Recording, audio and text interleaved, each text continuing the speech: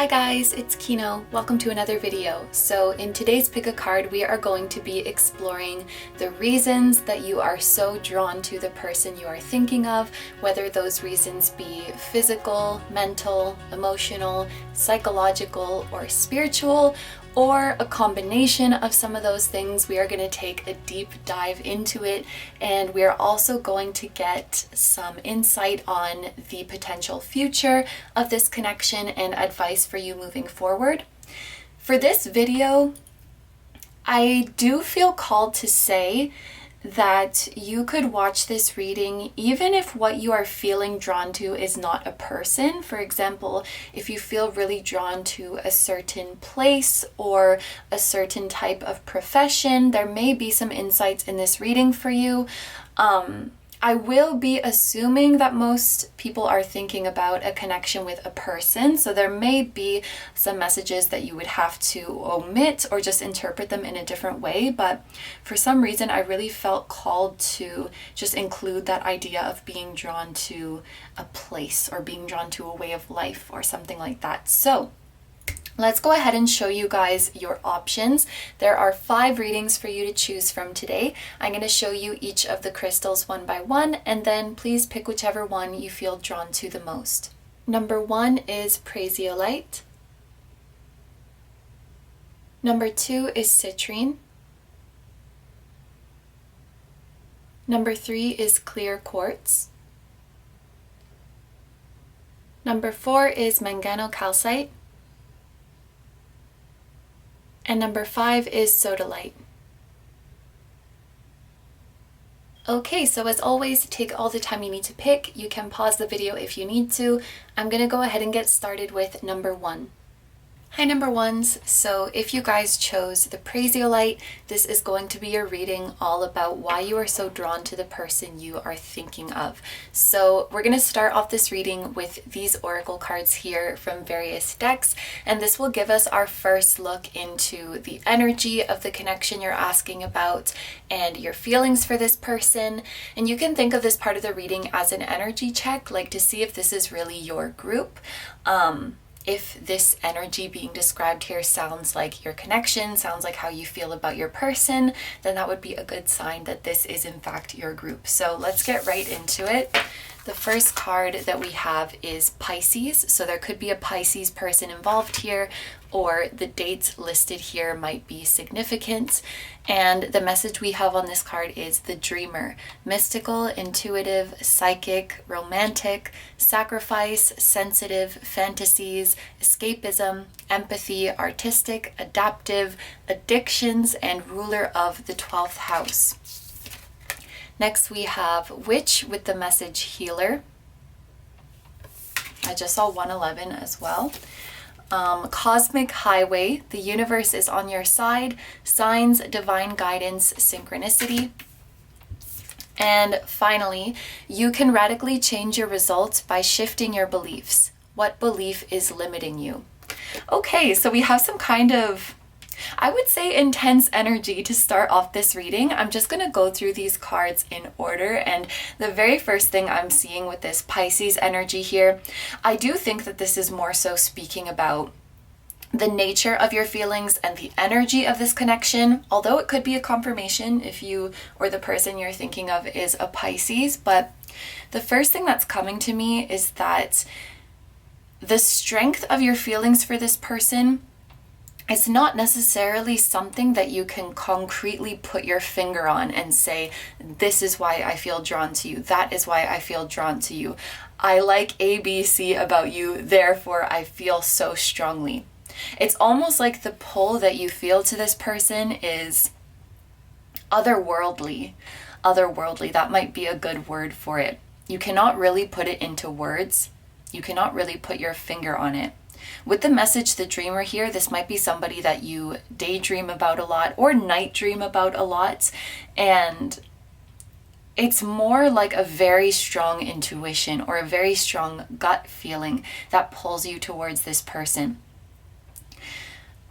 With the message, addictions here with the message escapism and fantasy here.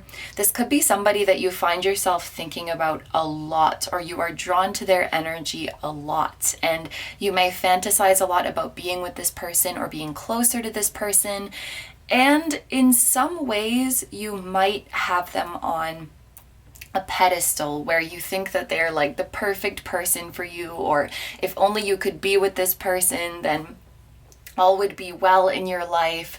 And when things are getting kind of hard in your life, you may tend to kind of escape to thoughts of this person or fantasies of this person or readings about this person.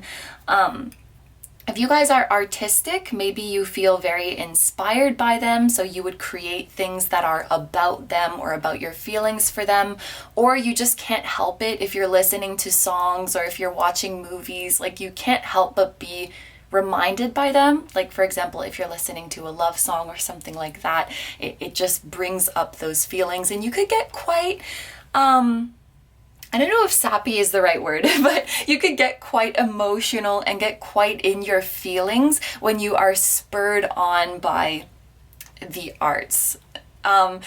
With empathy and sacrifice here as well, maybe you guys have done a lot for this person, like you've invested a lot of your energy into them, you've done a lot to help them or emotionally support them, or maybe you're just feeling like there is nothing that you wouldn't do for this person. There's nothing that you wouldn't do to see them happy or to get closer to them, and you may feel very, very spiritually drawn to them. Perhaps even this connection that you feel to them has helped to awaken your spirituality, like has helped you to get into your spiritual journey, has gotten you interested in divination tools like tarot and things like that. Maybe it's gotten you interested in reading your birth chart or in dream interpretation.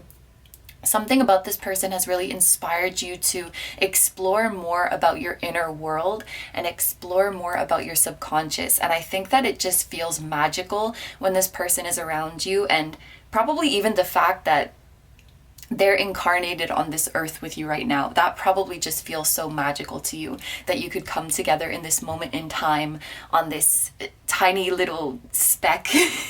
I think that that's a very, very beautiful thing to you when you really sit there and think about it. And with the witch here, this card is kind of giving me a spooky vibe, but I'll explain. It's right next to this card that talks about signs, divine guidance, and synchronicities. So I feel like it's pretty likely for you guys that you have experienced signs and synchronicities with this person that are kind of scary to you, that are kind of spooky to you. Like, how the fuck did that happen? Maybe you guys have never experienced synchronicities like that until you met this person, or you've just never experienced them so intensely. And with this highway image, there could kind of be this feeling that all roads somehow lead back to this person. Almost like even if you're not intentionally trying to run into their energy, you just somehow do. They just somehow find you. I'm also noticing that we have the number 555 on the license plate. I did see repeating ones earlier on the camera, so repeating ones, repeating fives, those could be significant numbers for you. Or maybe the dates like January 5th or May 1st are significant. Yeah, with this witch card here, I definitely think that for you, like your spirituality or your spiritual journey and this connection are something that are some things that are kind of intrinsically linked for you. Like your spirituality led you towards this person, or your person led you towards your spirituality, and they sort of come together for you guys. Sometimes you might even feel like this person is working some kind of magic on you. Like, how is it that they always show up at the right place at the right time with the right message? Whether they're trying to or not, it's like they message you at the spookiest time, or they post the most relevant thing at the spookiest time, or the words that they speak, even if it's so casual, it has this special double meaning for you. So it's like they're tapped into some magic and they are working it on you, whether they are trying to or not. Could also be that some of you guys have done spells or manifestation work or witchcraft surrounding this person in this connection. That will probably just be for a few of you, but I did feel like mentioning that. I do think that there is a lot of potential for healing within this connection. When I look at this card and I pair it with this card that talks about shifting your beliefs, getting rid of limiting beliefs, and, you know, radically changing your outer world as a result of really diving into getting to understand and then getting to shift your inner world. So this person, or the way you feel about this person, it could have brought up a lot of insecurities for you and really shown you where your limiting beliefs lie. If you really sit and listen to how you feel about this connection, especially the fears that you have surrounding it, maybe fears of things not working out for you, fears of not being good enough, fears of being left behind, if you really sit with those feelings, it can show you where your limiting beliefs lie, and it can show you where you need to pour extra love. It could show you where you need to do some shadow work. And it's very interesting that we have a mirroring image here. So I think that you guys are quite similar on an energetic level. Even if you appear very different on the outside, I would say that your souls and your subconscious minds are quite similar. So your deepest desires, your hopes and dreams, as well as your fears and insecurities might mirror each other very closely. So when you come together, it's kind of this very intense experience where all of your heart's deepest desires are reflected back to you, but also your deepest insecurities are reflected back to you. And that's something that can be hard. And I think that's why, at least in the context of this reading, I think that's why the people are facing away from each other. Maybe there was a dynamic in this connection where you were kind of running away, or they were kind of running away, or maybe you're in a no contact situation right now. But I feel like when those fears and insecurities were brought up, it was too much for one of you, or it was too much for both of you. And you needed to kind of distance yourself and cool off. The word cool off specifically is coming to my mind for some reason. But this is not about running away from your insecurities or running away from your negative thoughts. This was all about, it's like there's a master plan, or maybe there was, but this was all about you guys having your limiting beliefs brought to light so that you could address them and so that you could have power over them. Because when they stay in the shadows, when they stay suppressed, they continue to have power over you. So your perception of your fears and how you deal with them gives you so much power. And that's why I see in these two cards, there's a huge opportunity for healing limiting beliefs, for healing past memories that have brought up these fears and insecurities. Like, so much can be healed within this connection. And I really think the number 2 is speaking of, this feeling of reciprocity, this feeling of mutualness. I don't know how to say that, mutuality or something, where you're mirroring each other closely. And if you examine how you feel towards this person or what this person is to you, it will tell you a lot about your own hopes and dreams, and it will tell you a lot about your own fears.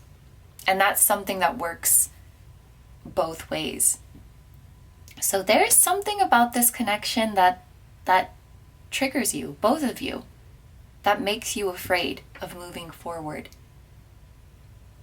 And I think that adds this extra layer of importance for the cosmic highway being here, this reminder, this reassurance that the universe is on your side, that you're always being protected, that you're always being divinely guided, that there is an energetic leveling up that can happen here, like stepping into your highest self. This is almost reminding me of like the Judgment card. There's kind of Scorpio-y energy here as well, with this idea of leveling up, rising up, with the crow. For some reason, crows remind me of Scorpio. Also could be some Gemini going on with the like twins and mirroring type vibe here, but there is a pretty deeply spiritual and emotional energy going on here. So this is what I see so far from the oracle cards. So let's move on to your tarot now. and see why you are so drawn to this person.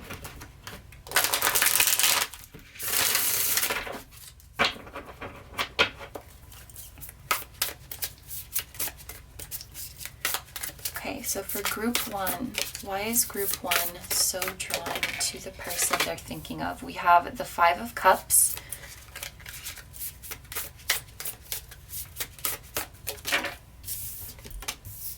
the King of Coins, the Six of Swords,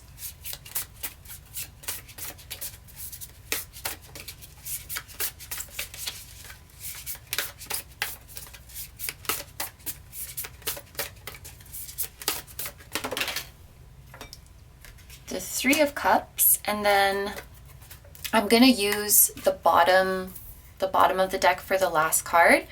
We have the Nine of Wands. Okay, so I felt called for this reading to use the bottom of the deck energy, and I wasn't really sure how I was going to specially interpret it, like if it was going to be the most important energy or what. I didn't really know why I wanted to use it, but I could think of this as like a summary of your connection, and then this is more the details of why you feel very drawn to them. I feel like, and for some of you guys, this has been for a long time, but it kind of feels like this connection is at a precipice. Feels like it's almost reached fruition, or it's almost reached its climax, so to speak. And I feel like there is a lot of pent-up energy and anticipation here. This imminent feeling of like something is going to happen soon, a breakthrough is coming soon, we're at the end of a cycle, a new beginning is coming, and you've been like holding on and waiting. And yeah, like I said, for some, this feeling has gone on for a long time. So it's felt like just about to reach a tipping point for so long, and I feel this anticipation. I feel also this kind of antsy energy or restless energy. Like, when is it going to finally tip? Or I think the expression is like, when is the other shoe going to drop? Like, when are things going to come through? Nine of Wands, first of all, the number 9 is about near completion. A cycle is coming to an end. But specifically, the Nine of Wands gives me this feeling of being in the home stretch of something, being in the final stages of something, and having to give it like one last push, or to be strong for just a little bit longer. And also within this card, I feel a loving acknowledgement from spirit guides that you have been so patient and you have endured, and this journey hasn't been easy. And we're not saying that it's easy. We're not saying that you should be happy all the way or that you should be hopeful all the way. Like, we know this journey is tough and you've been doing an amazing job. I always feel this kind of acknowledgement from spirit guides when I get the Nine of Wands. And it can also represent someone who's been guarded. So, you know, looking at this mirrored energy, I do think that both of you have been guarded or had your walls up in some way or another. But it's always easier to feel that in the other person, right? We tend to feel like, I'm ready to open up, I'm ready to get closer. Why aren't they letting their guard down, without seeing the walls that we have up as well? I think there has been a mutual guardedness going on here, but this anticipation for the other to let their walls down. And with the Nine of Wands as well, there's a feeling of like, I've come so far, and if I give up now, I'm losing how far I've come. And I think a lot of the intensity, or a lot of the very strong pull towards this, is this feeling of the journey has been so long and I've sacrificed so much, and I don't want it to be for nothing. Like, that's definitely a very big feeling here. Like, I've already invested so much hope and so much emotion and so much energy, and if this doesn't come through, it's like, what was it all for? Were all of those signs and synchronicities in my head, or were my guides lying to me? It's like, I can't I can't deal with the idea of this all being nothing or all amounting to nothing. I think that's like a really big thing here. It's this feeling of wanting to cross the finish line because you're so close, and wanting to know that there was a plan all along, and wanting to know that it was all worth it and that it all meant something. With the Five of Cups here, we'll get more like into the details. I do think that for many of you, this is referring to this connection specifically. I do think that there was some disappointment that happened in this connection, a disappointing event like a breakup or a separation or a falling out of sorts, or just the overall energy of the connection has not been as fulfilling or as satisfying as you've wanted it to be, because the Five of Cups does talk about this feeling of loss, disappointment, rejection, dissatisfaction. There's this feeling of like, I wish there were more. Like, I wish we were closer. I wish we were maybe like official, or I wish we'd gotten farther by now.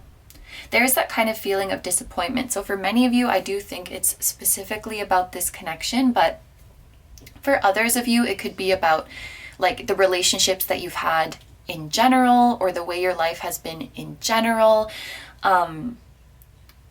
There's a feeling of lacking fulfillment, and I think many of you have put this expectation on the connection, like this will be the one that turns everything around, or this moment will be what turns this connection around. It's like you're waiting for a turning point, you're waiting for a breakthrough, you're waiting for a happy ending, and I think you've like invested a lot or bet a lot on that turning point and that happy ending being this person and this connection.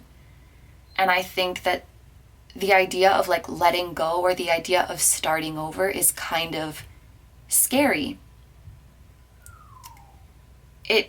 It's kind of hard to trust after that point.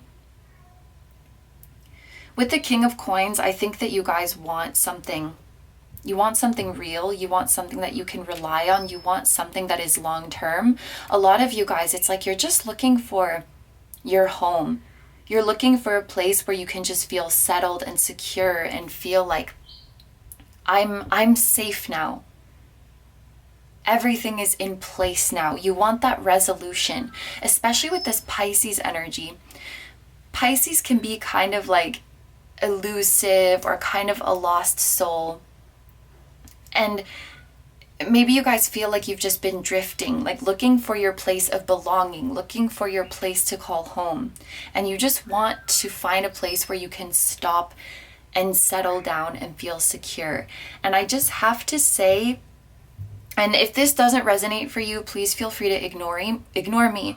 But I feel that some of you are looking for this too much outside of you, which would only lead to disappointment or not finding what you're looking for, because the reality is that this world is not very stable. Things are always shifting. Things are always changing. Everything is impermanent. The pieces are always moving. And so if we're trying to find something constant, unchanging, unmoving outside of us, we are going to have a hard time. This is a lesson that I've learned as well. I'm like, I always feel like I'm in a transition. And I'm like, I just want to settle down somewhere. I just want to feel like I reached the end and I've stopped and I don't have to move anymore. But I'm kind of starting to realize that life is just a series of transitions, and life is just a series of things being up in the air all the time. I remember recently I was talking to my mom and I was like, do you ever feel like you have it all figured out and things are settled now? And she said, no.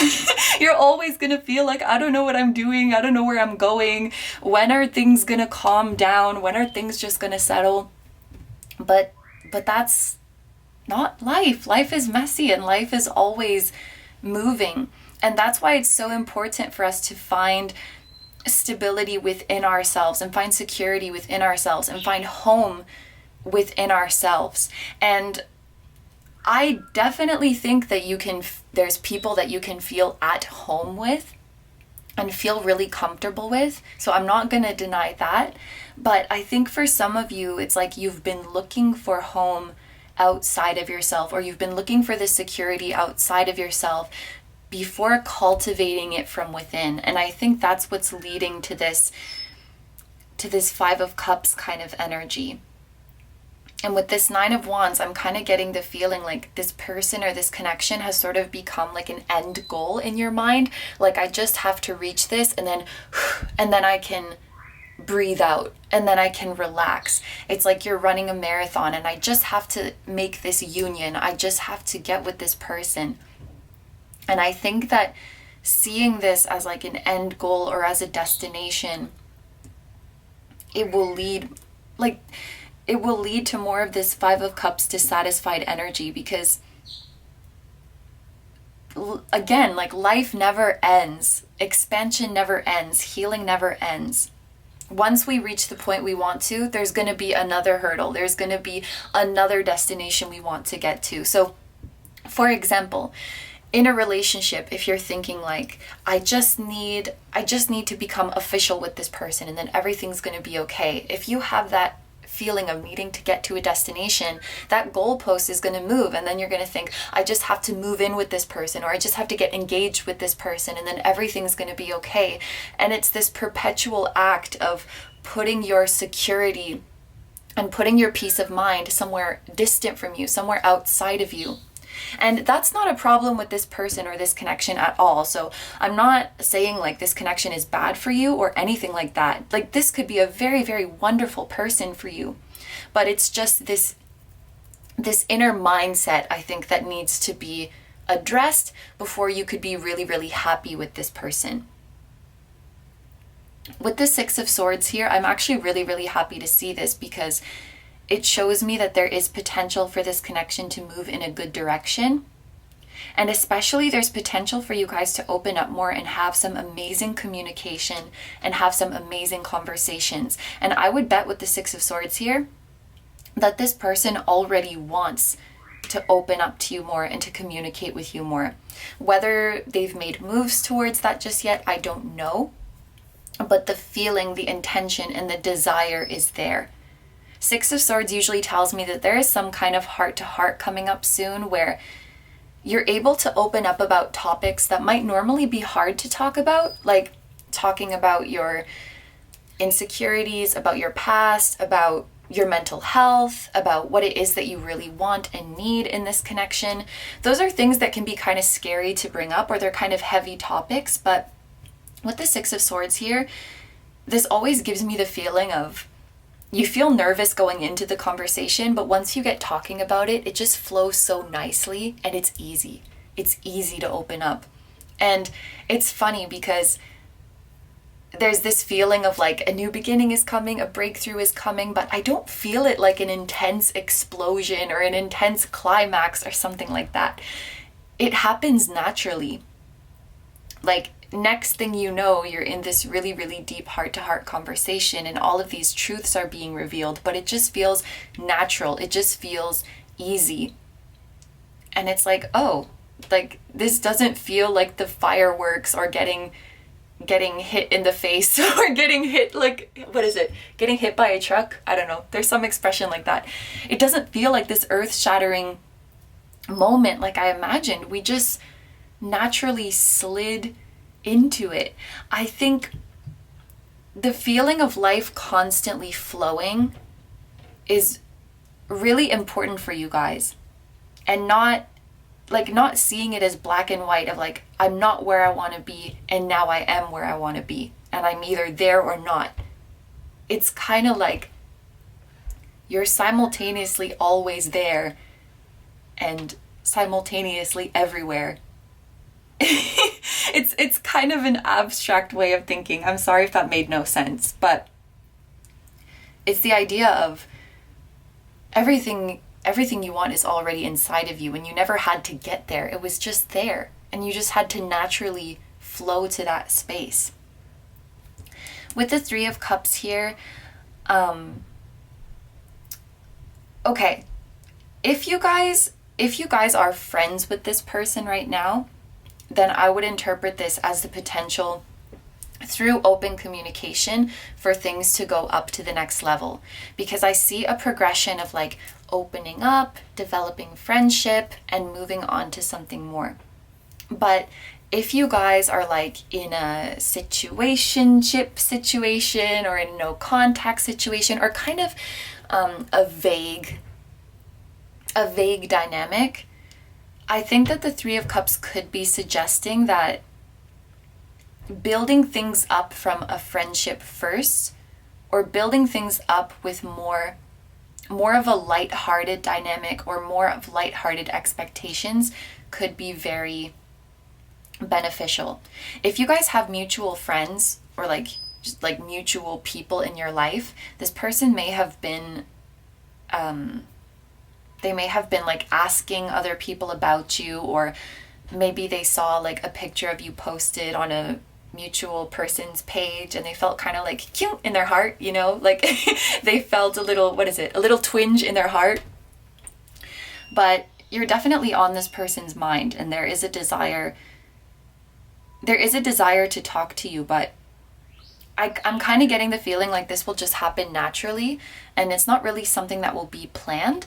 So rather than like a message, hey, I need to tell you something, hey, we need to talk about something, it's more like you just got to talking about something casual, and then it went in that direction without even trying, because your higher selves were guiding you in that direction.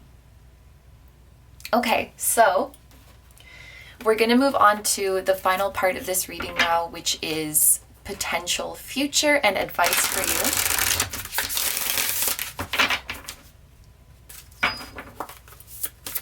So for group 1, what is the potential future of their connection?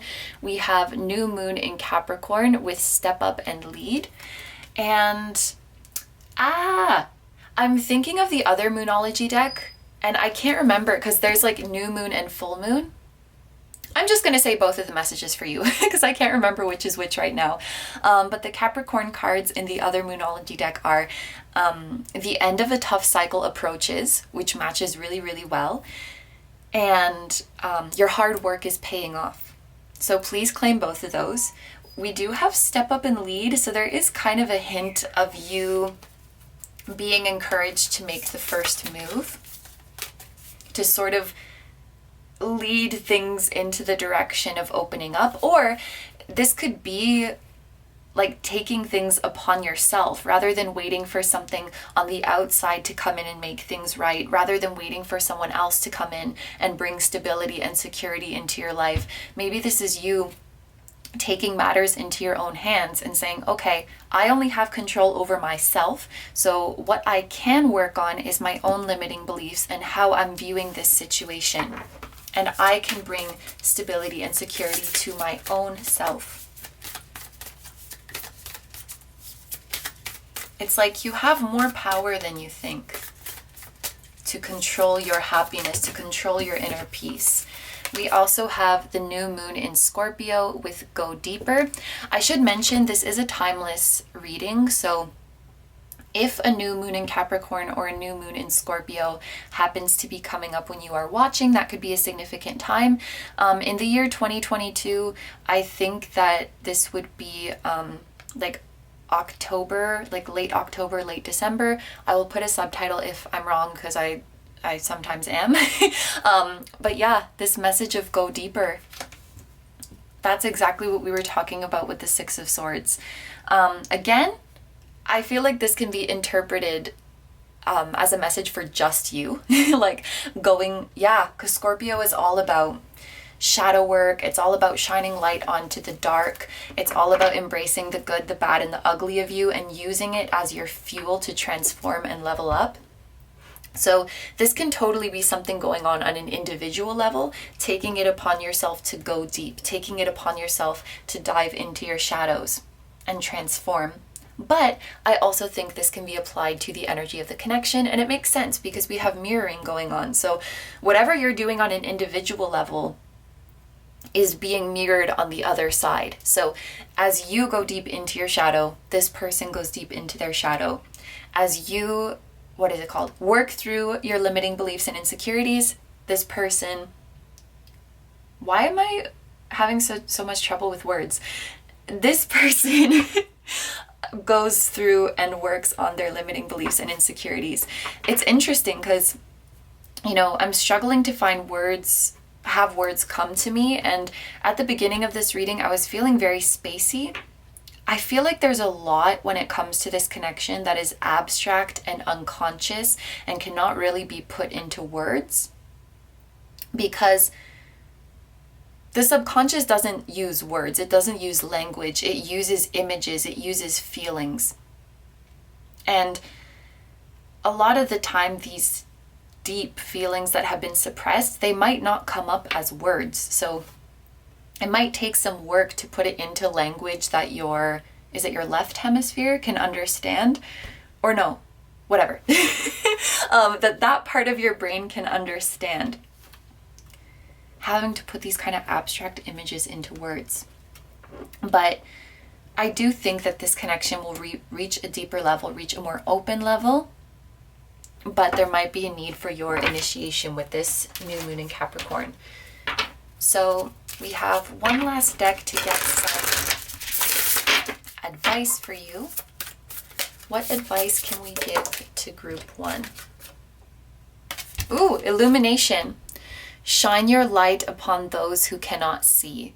Yeah, so again, I'm feeling like there is some initiation on your part. I also think it's really cool that this looks very similar to the new moon. It's a new beginning, a new start is coming, a clean slate is coming. And we have this message here about shining your light onto the shadows, shining your light onto the darkness. Shadows need to be exposed in this connection. Fears need to be exposed, doubts need to be exposed. That's the only way that you can work past them. Suppressing them is only going to give them more power, and it's only going to make them persist. So you need to be open about what is bugging you. And I feel like I was just talking about this. It was in a Patreon reading, but I think that we need to start as a collective just being more open about what is bothering us, what is upsetting us in our spiritual journey. I think there's too much pressure to like always be like love and light and happy and grateful, but I think that we should be allowed to say like, hey spirit guides, this sucks. I'm not happy with the way things are, because every emotion has within it like a well of information. Every emotion is trying to tell us something valuable. And our negative emotions are trying to show us what needs more love, what needs more attention, what needs light shown onto it. So if you just ignore those complaints, ignore those dissatisfactions, you're not really doing yourself any favors. You're cheating yourself out of a well of information about you, about what it is that you truly desire. So just saying like, everything is fine, I'm happy, I'm trusting, it's just not helpful. It's just putting a band-aid, and really like, who are you kidding? Your guides, you're kidding yourself. Your guides can see your true energy. So you might as well open up about how you really feel so that they can help you. It's like that expression, the squeaky wheel gets the grease, right? Like if something is bothering you, speak up about it so that your guides can help you properly. They can help you to see the solution, or they can help you to feel better. Okay, so we have 2 cards that are coming out together. Oh, cool. Integrate the human experience. Exactly. The human experience is not all light. That is impossible. It sounds cheesy, but it's true. You cannot have light without the darkness, and you cannot have the darkness without the light. It's the classic yin and yang. Yeah. And part of being human is experiencing all of the good and all of the bad. That is the most natural thing to us, is that spectrum of emotions.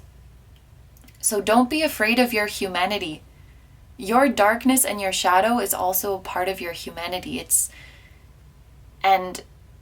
necessary.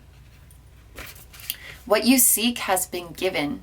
rest to process these upgrades. So your prayers and your intentions when it comes to this connection have definitely been heard. Honestly, I think that's the biggest. Ooh, and 3 and 4, this 34 or 43, it makes me think of the Empress and the Emperor, because they are the numbers 3 and 4. So we have some like, yeah, the yin and yang, the masculine and feminine. We can, wait. We will be, see, I can't find my words. Balance is the most important thing. And we never want to go completely to one end of the spectrum. We don't want to go completely towards the light or completely towards the shadow. We don't want to go completely towards our masculine energy or completely towards our feminine energy. We want to be able to integrate and deal with both. And the human experience says, understand that you grow through what you go through.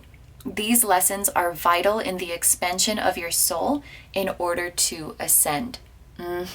So that's exactly what we said at the very beginning, that there is potential for so much healing and so much growth within this connection. But the key to that is embracing everything, embracing the good, embracing the bad, and understanding that no matter how far you get in this journey, you're always gonna experience negative emotions sometimes.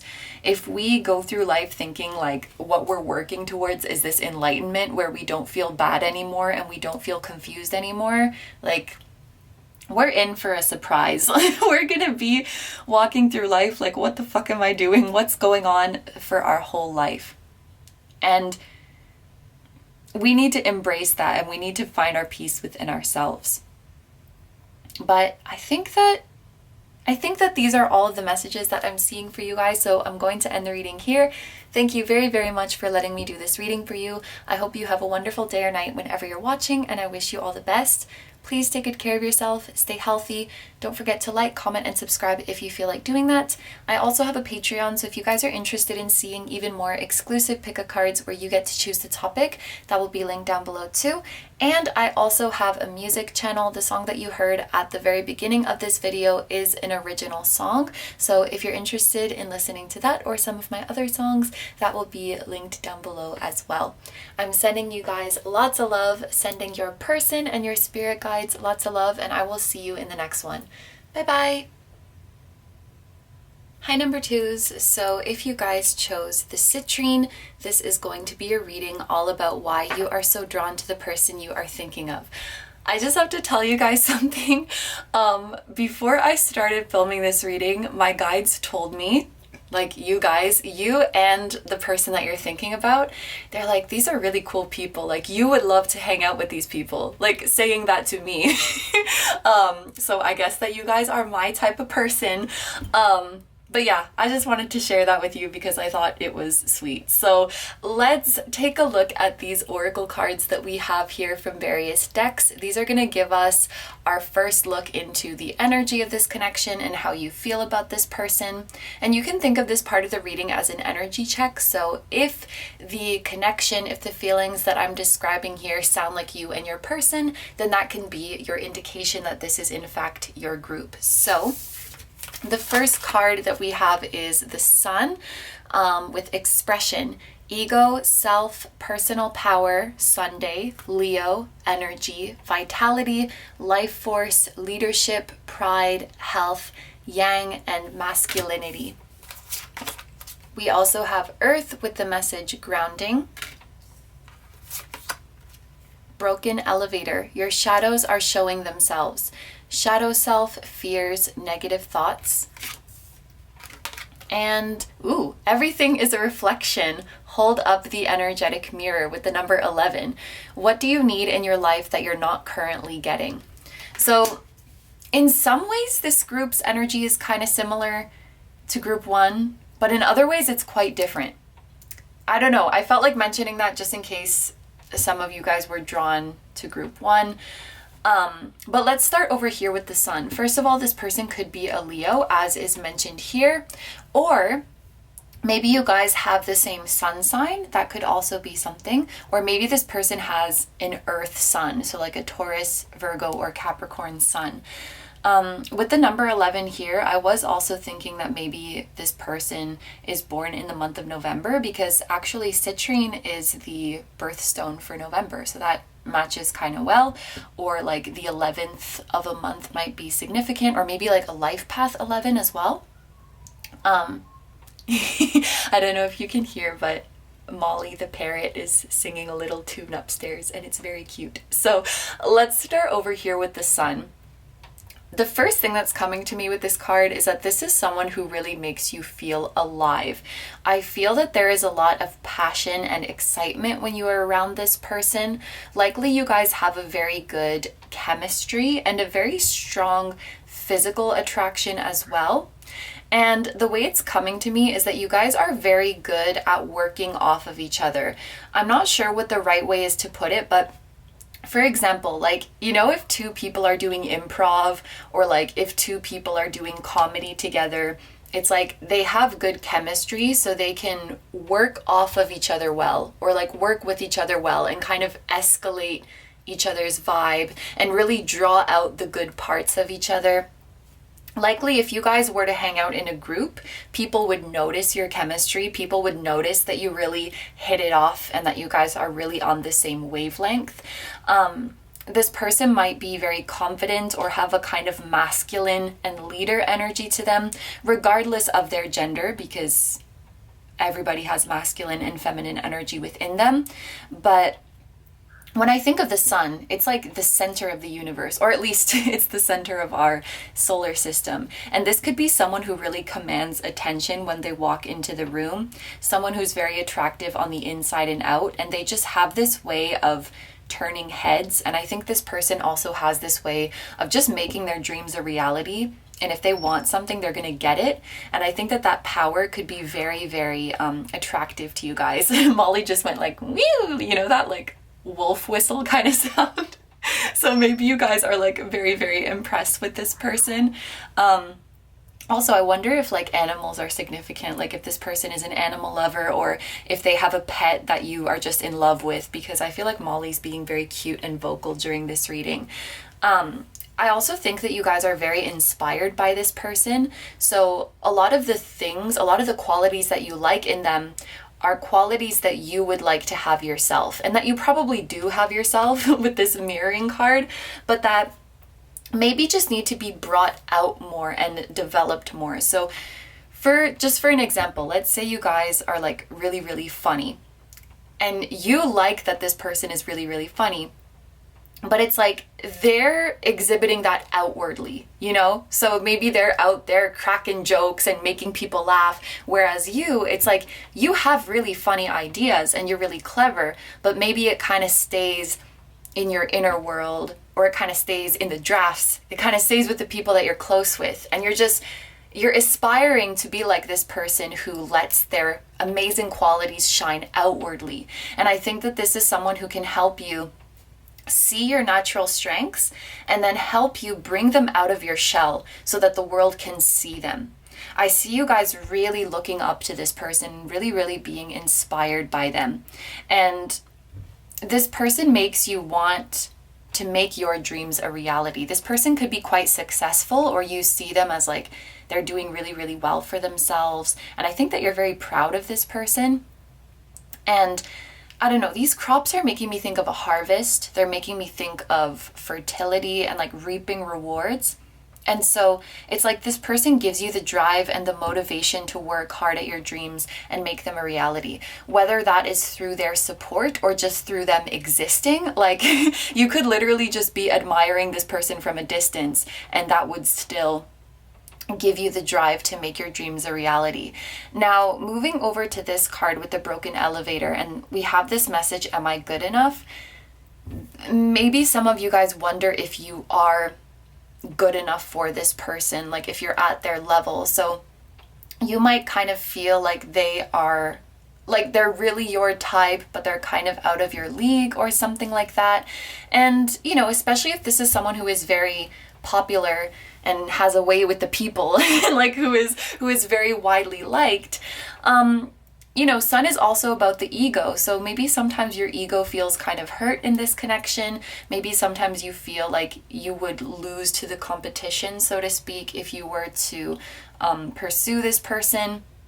Even if you're literally with them in a relationship, there could still be that kind of insecurity of like, am I really deserving of this connection? Am I really good enough for this person?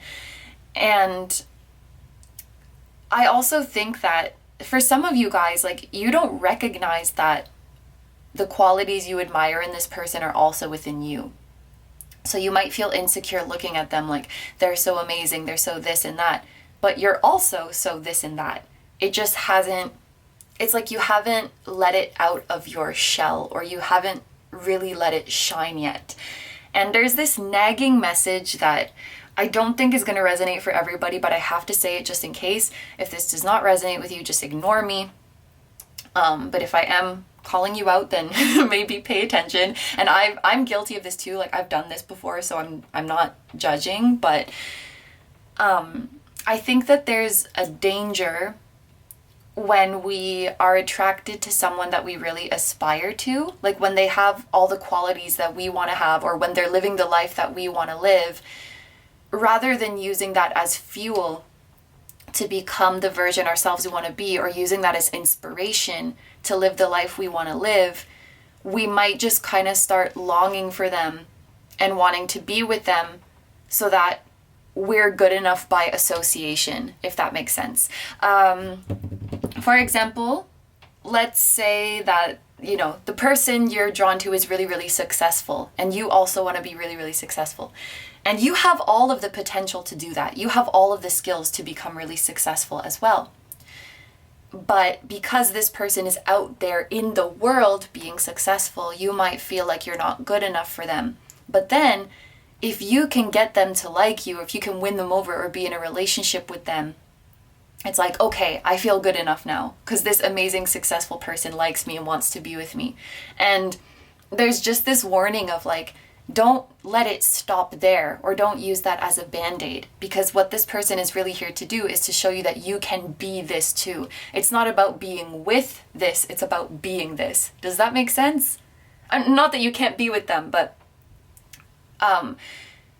it's important to not like vicariously have your success through the validation of being with them, and it's important to make your own success.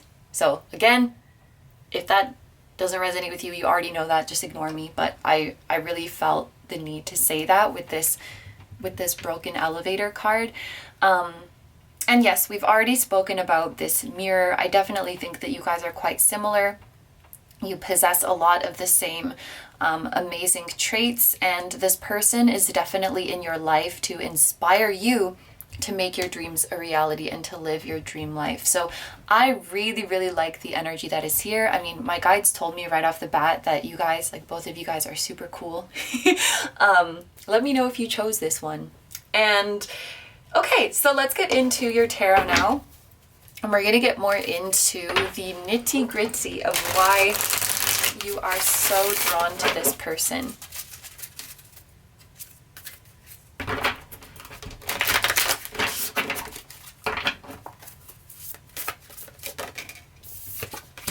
So we have the Seven of Cups,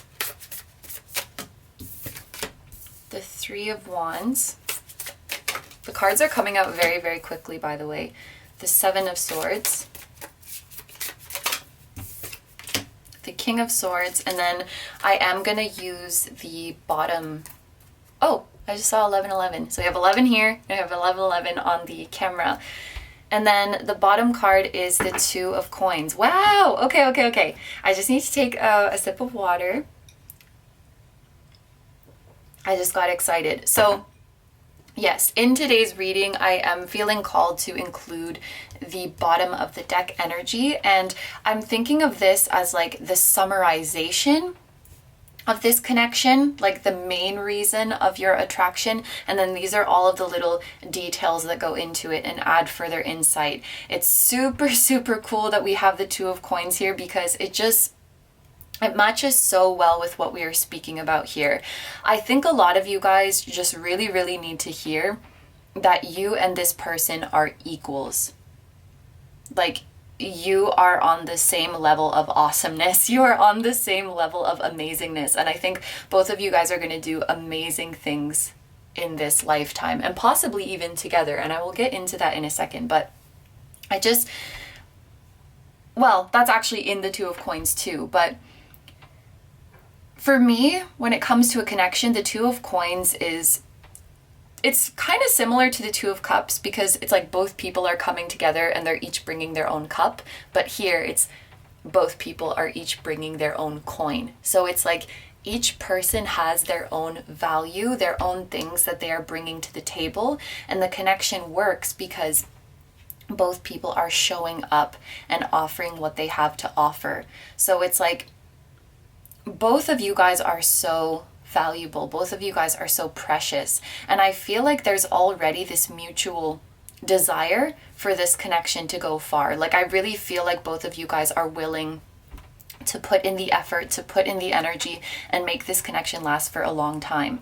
When we have Pentacles, this tells me that there is a lot of long-term potential. Some of you guys, I'm hearing, like have already known this person for years, or have already known of this person for years, and I don't think that their energy is going anywhere.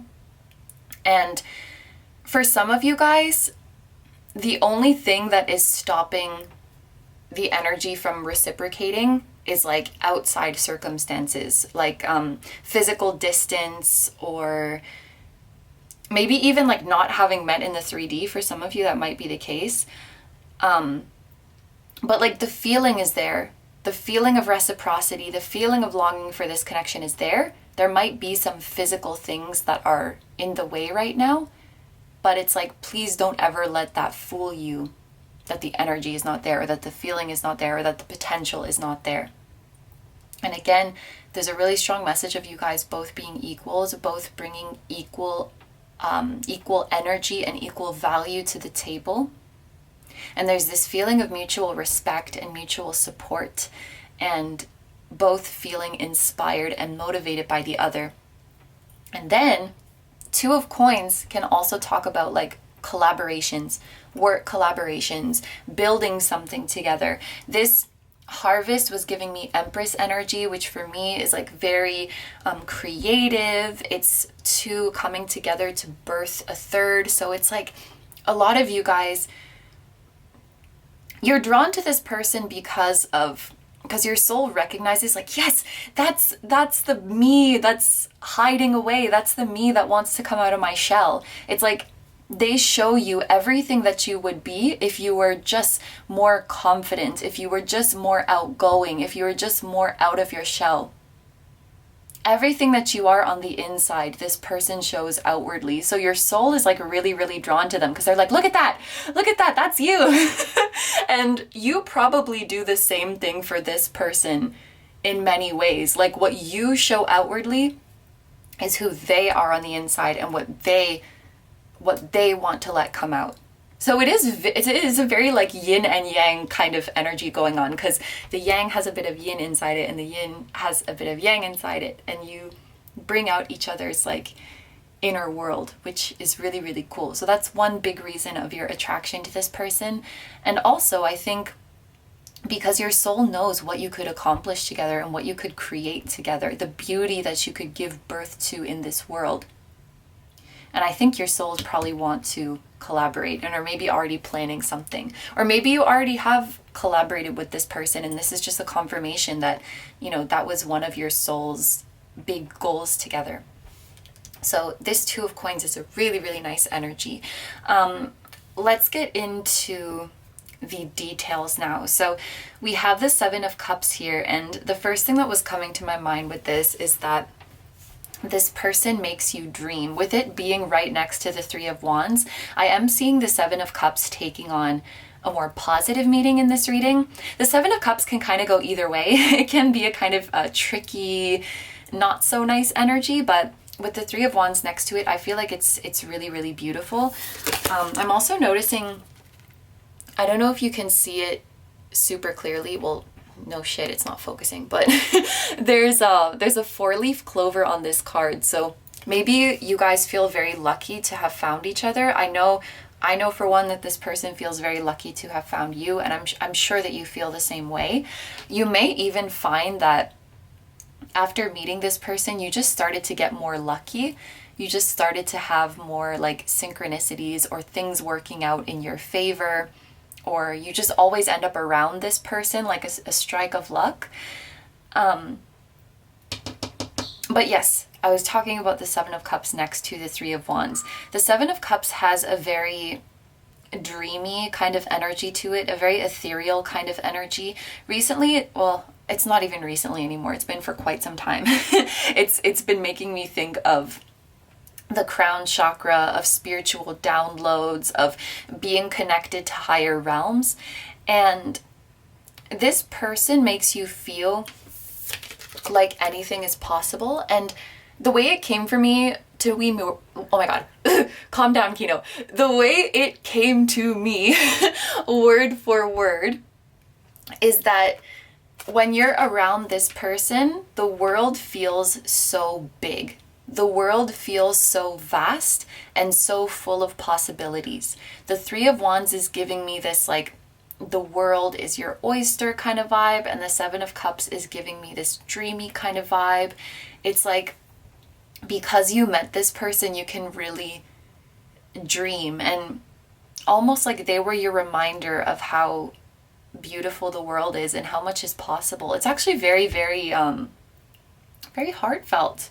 I think this person has a very sentimental and sensitive and soft nature to them. Maybe that's something that is more in their inner world that they would like to bring out more. But I think this person is definitely a dreamer. This person is definitely a romantic.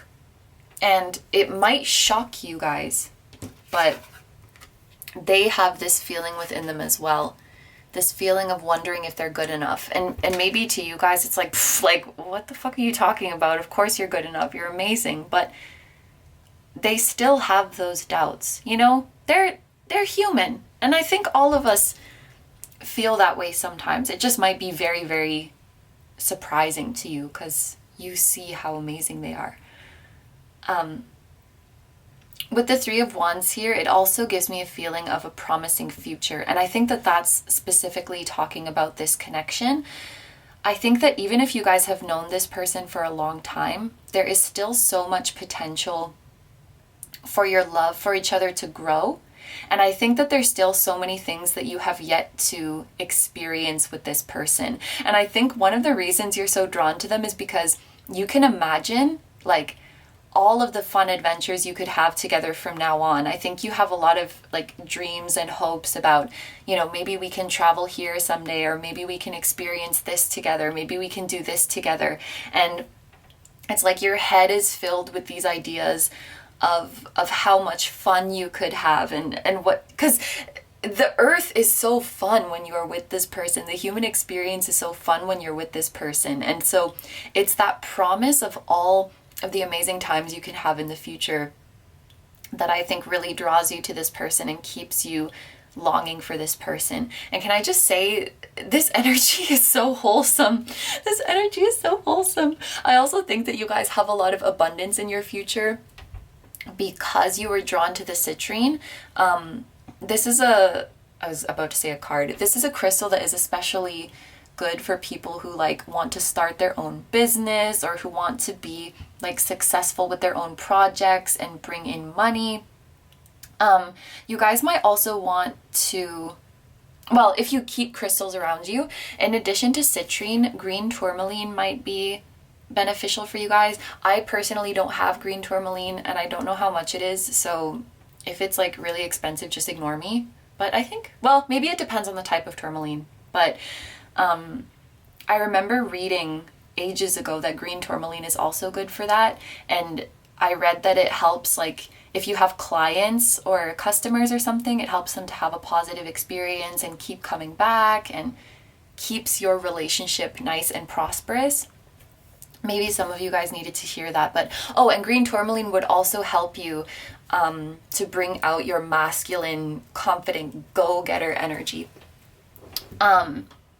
Okay, so we spoke about the Seven of Cups and the Three of Wands. So moving on here, we have the Seven of Swords right next to the King of Swords. So I don't know if this is your energy or their energy or a little bit of both. Oh, by the way, this is, yeah, the Chinese language could be significant. This is traditional Chinese. So, but yes. Oh, it says where it is. I think it says Guangzhou, but I can't see it because this sword is covering it. But anyway, the Chinese language or China might be significant. I just wanted to mention that. Yes, so sorry, I feel like I'm kind of jumping around in this reading, but Seven of Swords next to the King of Swords. So again, this could be you, this could be them, it could be a little bit of both of you, which given all of this mirroring energy, it might be a little bit of both of you. The King of Swords is an energy that comes across very like stoic and quite, okay, and quite emotionally detached. And the Seven of Swords is about deception or not seeing the full picture of something. And there's two different interpretations for this, and one of them I thought was quite cute. But the first one is what I just said, that someone is being deceptively stoic. So basically coming off like they don't feel that strongly, or coming off like they're not that soft on the inside, coming off like they're not that sensitive, you know, acting chill, acting breezy, but deep down they're feeling really, really deeply. So this could manifest in many ways.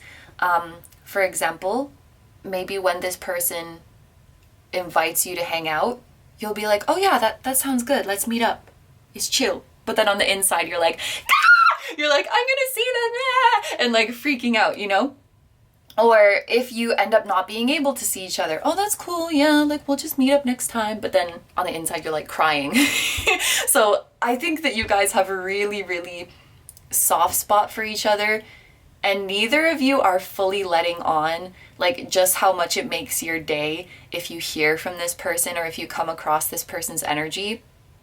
And also like how sad you would be if you're far away from each other, if you can't talk to each other, if you can't see each other. I feel like the emotional roller coaster is just, you know, quite a bit more than what is shown on the surface. Now, the other interpretation that I had, the King of Swords is someone who is very put together as someone who has a plan. That's the very specific interpretation of it that's coming through. A very smart, successful, established person who knows what they're doing and has a plan.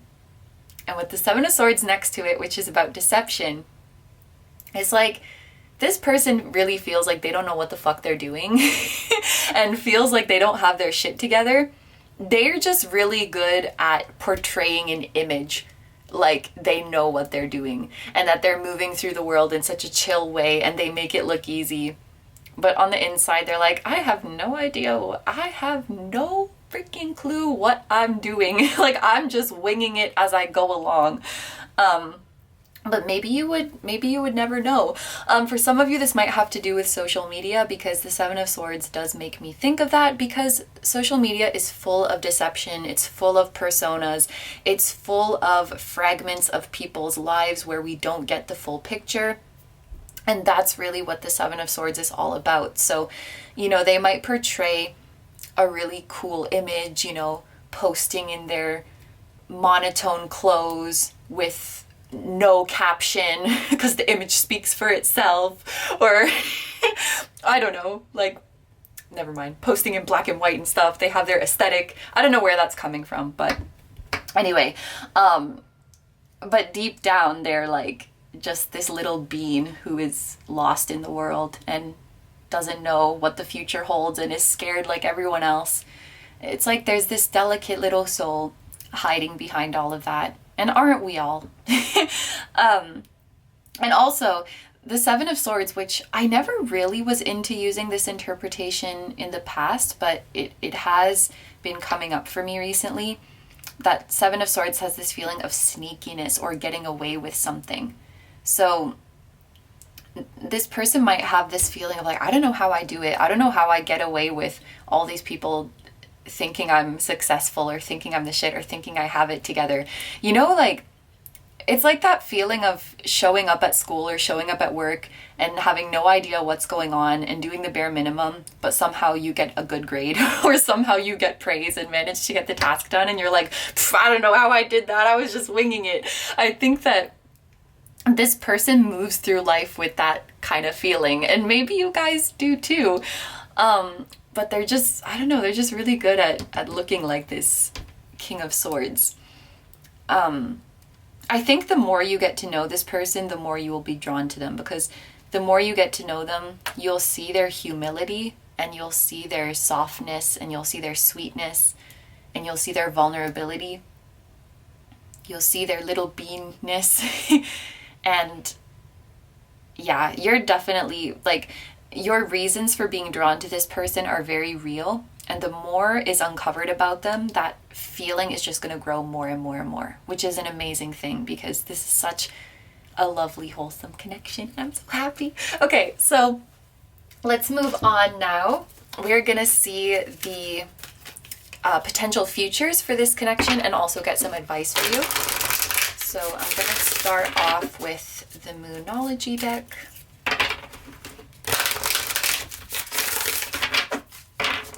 So for group 2, what are, man, I hope the other piles have such nice energy as this. Trust the universe with the first quarter moon in Aquarius. Let me do a little bit of math. I think that this is going to be in November. If I'm wrong, I will put a subtitle, but, oh, and didn't I talk about November with the number 11 here and the citrine? So if someone's not born in November, maybe that's just going to be a significant month for you guys. Or maybe this past November was significant. Never mind. I don't care when this really is, because it was clearly trying to tell me about November. But it looks like the divine has a plan for you guys. So even without you trying or thinking about it too much, I feel like you will continue to run into this person, and I feel like you will continue to get closer with this person. First quarter moons mean that the existing energy is growing and gaining momentum. So you've already planted your seeds well in this connection, and the crops are only going to grow from here. With Aquarius, it's like you might be becoming more of a part of this person's circle, or more of a part of this person's community. For example, like getting deeper into their circle of friends, or maybe meeting their co-workers, or they're helping you network. It's like you're becoming more of a part of their larger circle and getting to meet their community at large, and getting to meet the people who made them who they are, if that makes sense.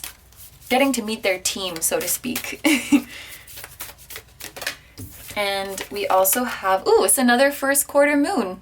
So the energy is definitely growing for you guys, definitely gaining momentum. And it says believe in your good luck, which is, I knew this 4-leaf clover was significant. So trust the universe and believe in your good luck. Yeah, it's totally like without you having to worry about it, without you having to make any crazy effort, things are just falling into place for you. I'm just guessing, I'm just winging it here. Maybe I'll put a subtitle with the exact timeframes if I'm wrong, but I would guess that between September and November, that's going to be like a significant time. Or again, it was a significant time for you in the past.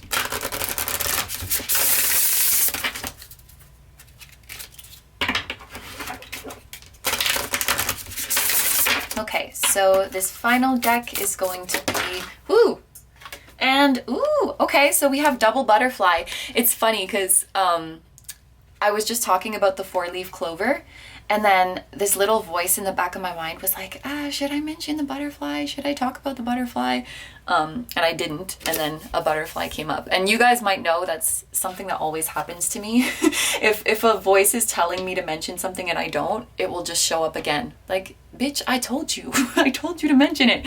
And we have the number 38, which is which reduces to 11 if you add up the digits.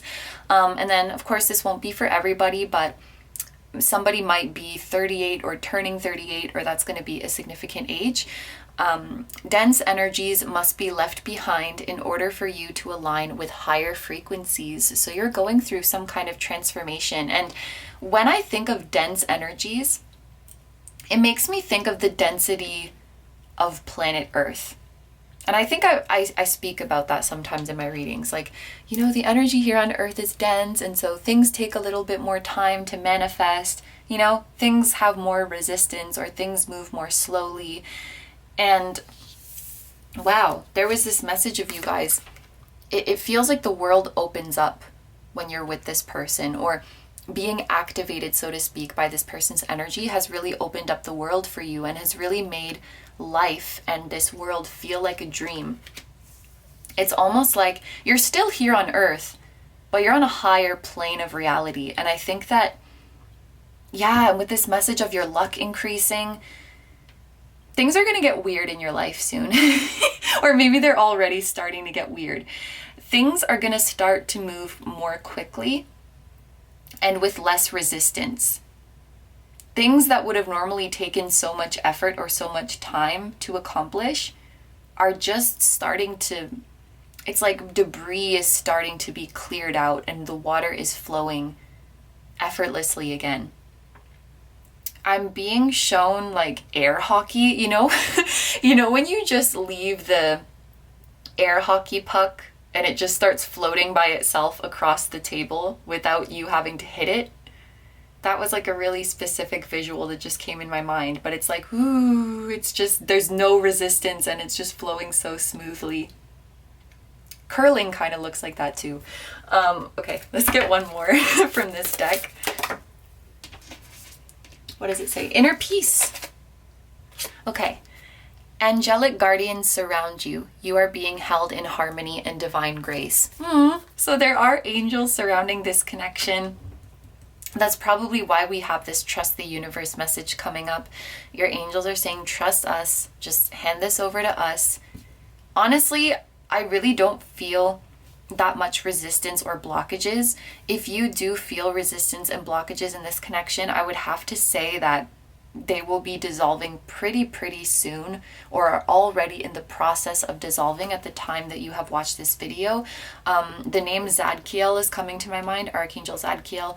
I don't know what his specific role is, but I just really had to say his name.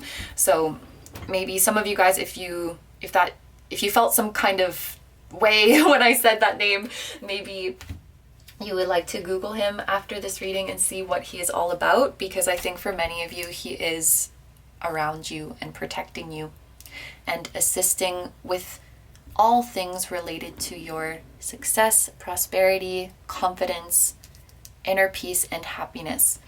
Okay, so these are all the messages that I'm seeing for you guys, so I'm going to end the reading here. Thank you very much for letting me do this reading for you. I hope you have a wonderful day or night whenever you're watching, and I wish you all the best. Please take good care of yourself, stay healthy. Don't forget to like, comment, and subscribe if you feel like doing that.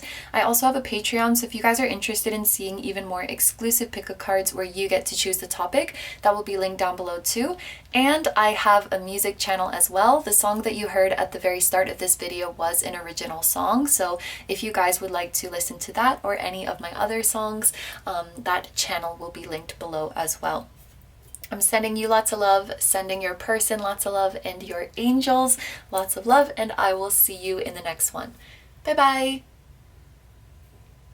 Hi, number threes. So if you guys chose the clear quartz, this is going to be a reading all about why you are so drawn to the person you are thinking of. Just before we get into it, I do have to say I am picking up on a kind of flustered energy, and intuitively, I am feeling that it's coming from the person you're asking about, meaning that they feel kind of flustered when they are around you. They don't know how to act. They might feel like they are embarrassing themselves when they are in front of you.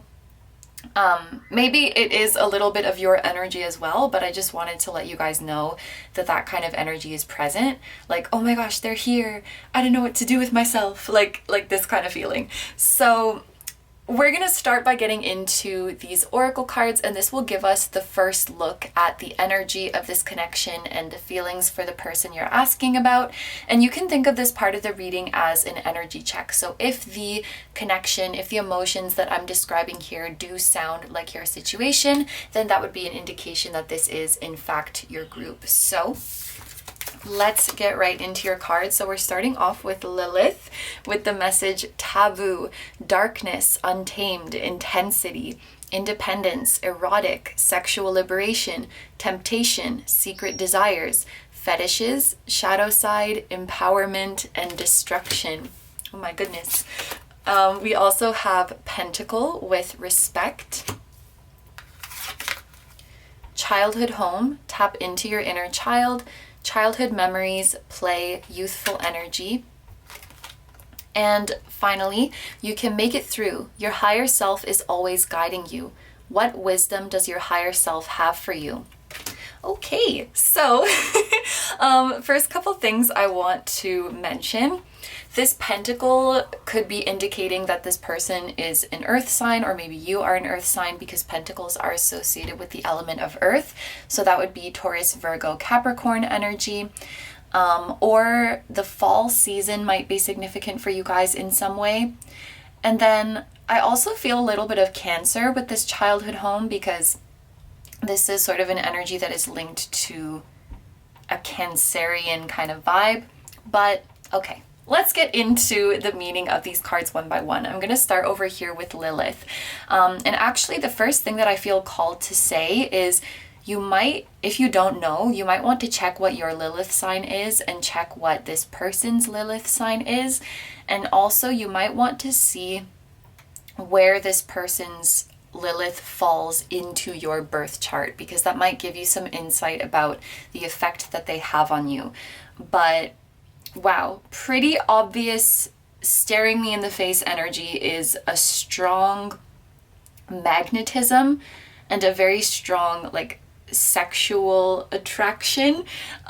If it's not that kind of relationship that you're asking about, this might be kind of awkward, and maybe this is not your group, because in the context of this card, I feel like there's not many different ways that I can interpret it.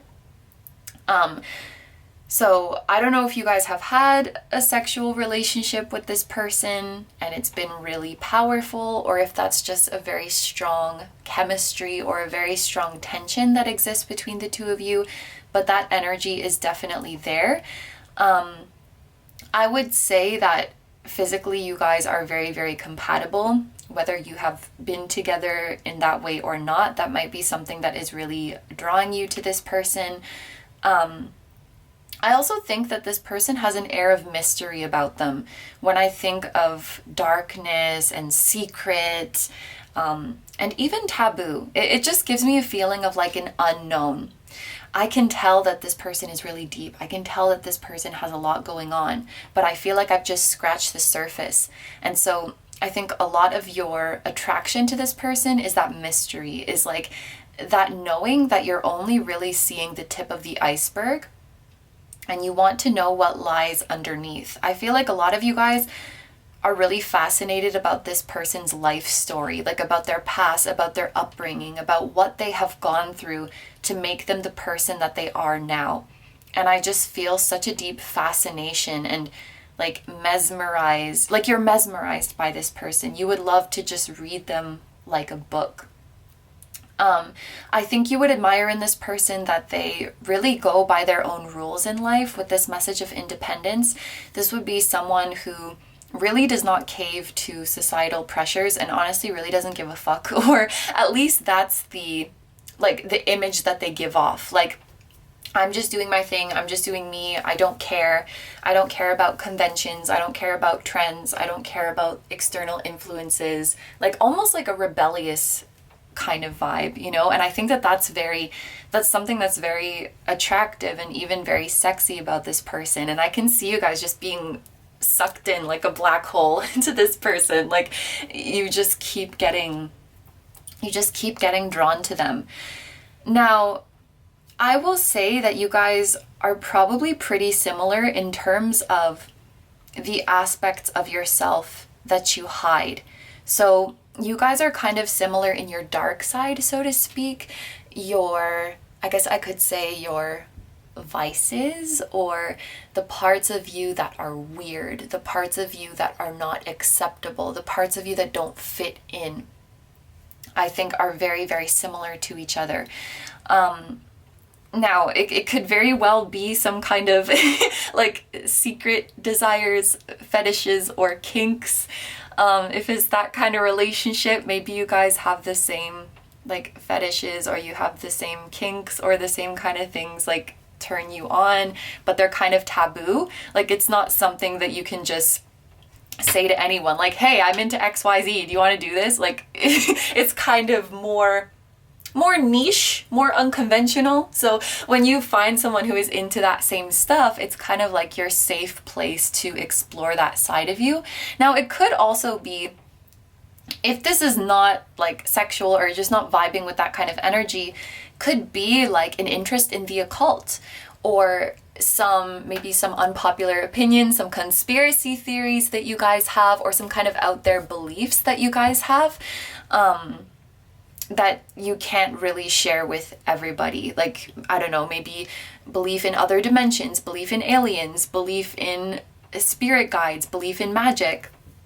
It's not really, well, maybe for some people it is like dinner table conversation, but it is a topic that, you know, if you bring up, some people will just kind of look at you like, okay.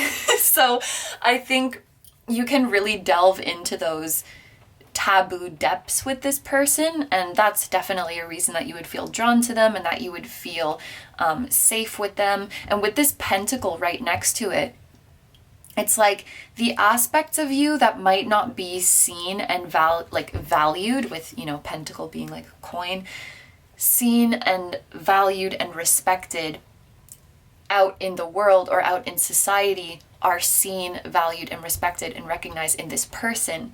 I think that really gives you a sense of validation and security, and really, really feeling cared for. Like, let's say you do have a psychic gift. There's probably a lot of people who would not respect that, like who would not respect the skill and the sensitivity that goes into that, or would not, you know, value your psychic insights. They just be like, oh yeah, sure, you know, just dismissing it. But maybe this person really respects you for your gifts, or they really respect your desires and your preferences, even if they are a little bit out there, or you feel like this connection is a safe place where those hidden and less accepted aspects of you could really be respected.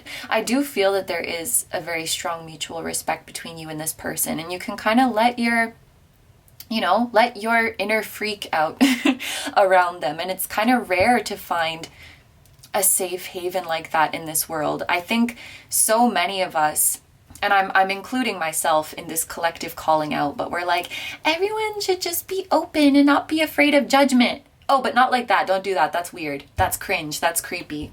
You know, like we all preach like we're so open-minded and judgment-free and accepting, but when it really comes to someone opening up and showing who they truly are, suddenly we want to like cringe at them or dismiss them, or, you know, that's just human stuff. But so it is rare. It is rare to find someone who like says they're going to accept you and create space for you and who really means it. And I think that you've found that in this person. With childhood home here, I'm kind of getting the feeling that, and I don't mean this in a bad way, but I think you guys have been kind of different since you were very young, or kind of like weird since you were very young. Many of you guys have had your psychic abilities since you were children, whether you were aware of it or not. But you're always kind of special, and you are always kind of tapped into a different frequency. And I think that you and this person have that in common. Maybe you guys have similar upbringings as well. You were treated in similar ways, and that had a similar impact on the person you became. So bonding over your past memories might be something that, again, makes you feel safe and makes you feel seen around this person.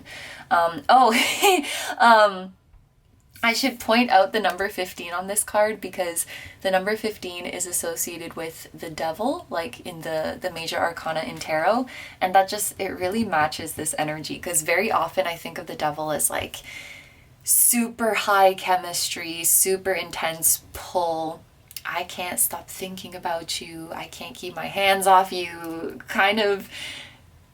In this case, I would say it's like obsession, but not in a bad way. Just like, I can't get enough of you. It feels like that kind of vibe. Or Capricorn energy might be significant, which I think we actually mentioned with the pentacle here. But it's really interesting that this card says your higher self is always guiding you and is encouraging you to reflect on what wisdom your higher self has for you. And we just finished talking about, like, you guys have always had this special connection with your higher self. I think you guys have had like a special connection with the occult or with hidden worlds, with truths that are not in plain sight, or truths that have been suppressed by the people in power. You've always had a special connection and seen what's really going on behind the scenes. And maybe like you and this person, it's like you see the truth of the world that nobody else wants to see because it's too spooky, it's too scary, it's too hard to swallow, but you see the truth. And oh wow, with the devil, like the devil is about being oppressed, the devil is about being chained. So you might see, I'm getting kind of deep here, so maybe this will only resonate for a few of you, but maybe you guys see the ways in which like the systems in place, the people and organizations in power are really keeping us chained and are really keeping us in a lower energy. And we don't realize just how powerful we are. Maybe this is kind of the taboo truths that you guys believe, that you guys resonate with together. But with this message of your higher self guiding you and having wisdom for you, I definitely think that your higher self has led you to this connection, and this person's higher self has led them to this connection. I think your higher selves like each other quite a bit. But this is what I'm seeing so far. So let's get into your tarot now and get more into detail about why you are so drawn to this person. So I'll just point out there's a giraffe, an elephant, and an alligator or crocodile in case those animals are significant.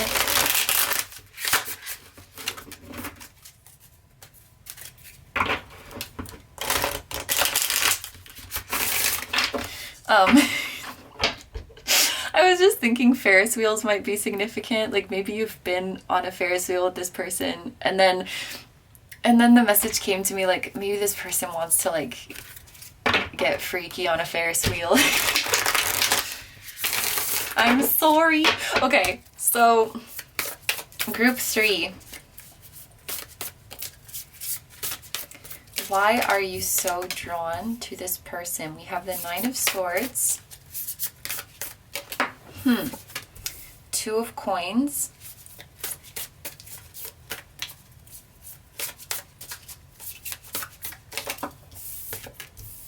Oh my gosh, the Devil. Interesting. And there's a Scorpion on this Devil card, so maybe Scorpio energy is also significant. And then we have the 10 of Cups. Wow. And I'm using bottom of the deck energy, and we have the 4 of Swords. So throughout the readings, I've been using the bottom of the deck energy, and I've sort of been using it as the summarization or like the most important idea when it comes to this connection. And okay, we have the 4 of Swords in the World underneath. So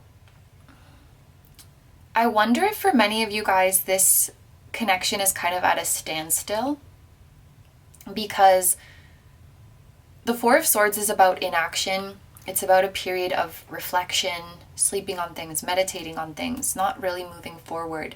So maybe this connection is in like a separation right now, or you just haven't seen this person in a really, really long time, or haven't spoken to this person in a really, really long time. For some of you, there may have been a falling out that happened, but for others of you, I'm getting the feeling that it wasn't even that. It's just like life happened, you know, people drift apart sometimes. Like you're best friends with someone and then your life just kind of goes in different directions and you stop talking. It could be something like that that has happened between you guys. with the world here, maybe this is like a long distance connection. Somebody had to move far away, or you were far away from each other and got stuck like that. I do think that there's a very strong mutual feeling of missing each other, because the world for me, when it comes to a relationship, it shows reciprocity.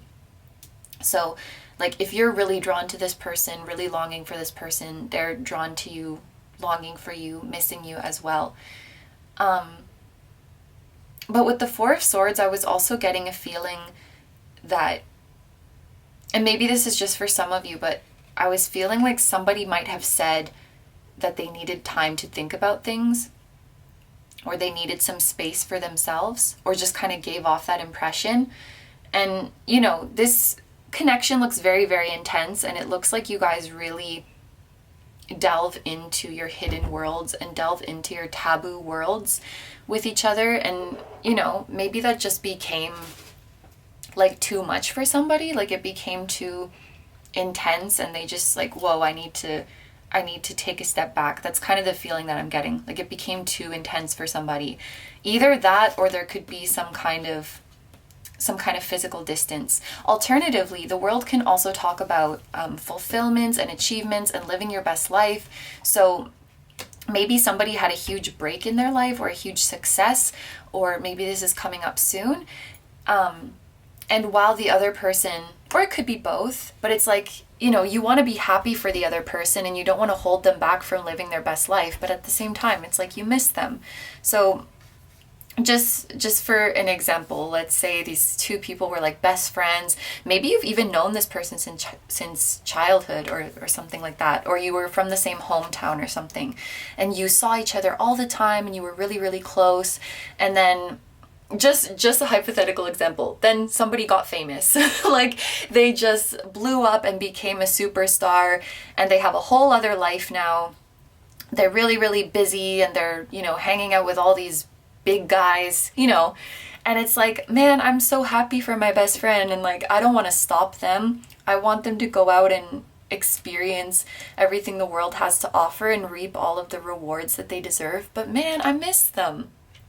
There's a feeling of drifting apart, or like a stagnation, that I just keep feeling with this Four of Swords. But I think that you guys miss each other very, very much, and I don't think that this connection would ever fade. And I think that your higher selves are always in communication with each other and always comforting each other. With the Nine of Swords, what came to my mind immediately, you know, the topic of this reading is, why are you so drawn to this person? And I think within that is the question of like, what really is this connection? Like what does this connection mean? What is the purpose of it? Where is it going? What am I to this person? What is this person to me? Like all of those questions, or all of those doubts, are built into that. And with the Nine of Swords, maybe this is something that you guys have really, like you've really mentally exhausted yourself with this question. You've really thought these questions to death, and these unanswered questions might bring you a lot of anxiety. It feels like it's hard for you guys to just like enjoy the presence of this person, or enjoy the fact that this person exists, because there's a need for deeper answers. Like you worry about it a lot. What is this connection? Why was this person in my life? Like, what am I to them? And I actually want to say that I think this person does the same thing. Like you both are really, really, really in your heads about what this all is, like what this is all for and where this is all going. And it's interesting because I think, you know, this person gives off this like cool, mysterious, unbothered energy, but on the inside they could be quite anxious. And maybe this is a side of them that you've seen, like you know that they can get this way sometimes, but they like to act like they're strong and that nothing is bothering them. But I think that they really think a lot about you. Maybe they think a lot about what could have been, or look back with regrets. If I had said this, if I had done this. And I think neither of you want to let go. And I don't think that either of you have to, because I feel such a beautiful energy between the two of you, and I feel like the connection that you have and the relationship that your higher selves have, it will never go away. Maybe some of you are worried, like, what if we see each other again and like I've changed or they've changed or it's just not the same. The world has this feeling of things coming full circle. It's almost like you've gone out, you've had your experiences, you've grown and changed and healed, and you're coming back full circle. And maybe some of you guys are worried, like when you see each other again, if things are going to be different, if the spark is going to be gone, if you're going to feel differently, but you're not. I was talking about this in a different group, I think group 1. Like, life is always changing, life is always moving and changing shape. But I want to say your love and your emotions towards each other and your souls are not, well, they are changing, but the way you feel about each other and the way your souls feel about each other is not changing, no matter what the situation might look like in the 3D. With the Two of Coins, this is another card, much like the World, which makes me think of reciprocity in a connection reading. So you guys both feel the same way about each other. And I think both of you have this tendency to put the other like a little bit above yourself. Maybe in terms of like the respect that you offer to the other person, or the generosity or the kindness that you offer to the other person. It's like you'll go a little bit above and beyond for the other.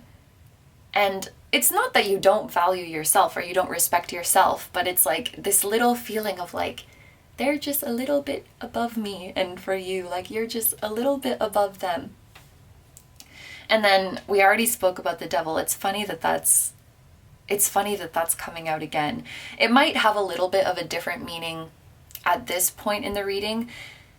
The Devil can talk about fears holding you back, you know, that mean voice whispering bullshit into your ear that makes you feel like you are less than, that makes you feel like you can't move forward and do what you want to do. And it's interesting that the Ten of Cups is next to this, because I feel, and the Two of Coins, it's like both of you have this Devil, because the Two of Coins is showing reciprocity and similarity. And then Ten of Cups is like your ultimate happiness and emotional fulfillment. So it's like the Devil is keeping you from your Ten of Cups. Going back to that example, again, like please apply this to your situation, because I don't think everybody watching this reading will be like famous or this person became famous, but it was just the easiest example I could think of for like, oh, we live in different worlds now. Like our lives are so different now. So in that example, let's say, you know, your best friend, this person went off and became famous and they're, you know, living the good life and partying and whatever. The devil would tell you that person doesn't give a shit about you anymore. Like they think you're a peasant now. You know, they're up there on the top of the social ladder or whatever it is. They're up there living their best life with people who are so much better than you, and they don't even think you are a speck of dust anymore. Like they're too cool for you. You know, this, I wasn't very eloquent there, but I think you guys get the picture. Like the devil would put things like this into your head, like that beautiful connection you once experienced with this person, or that beautiful connection you feel in the 5D. It's not there anymore. Just move on, just let it die. They don't feel that way for you anymore. It would never be the same. Like something's telling you that it could never be the same. And I'm actually getting quite emotional because it is the same.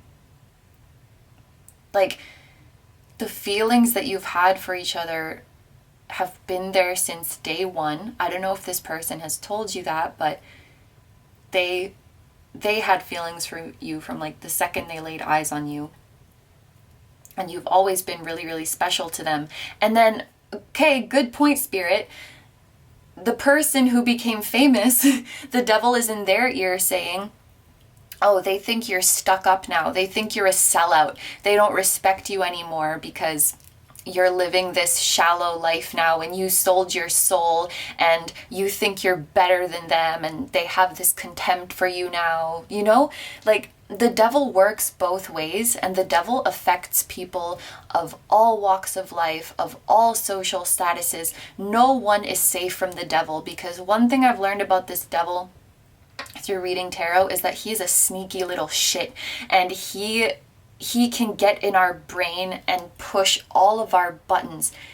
And you can build up all of the material wealth, all of the success, all of the popularity, but nothing can save you from this piece of shit devil.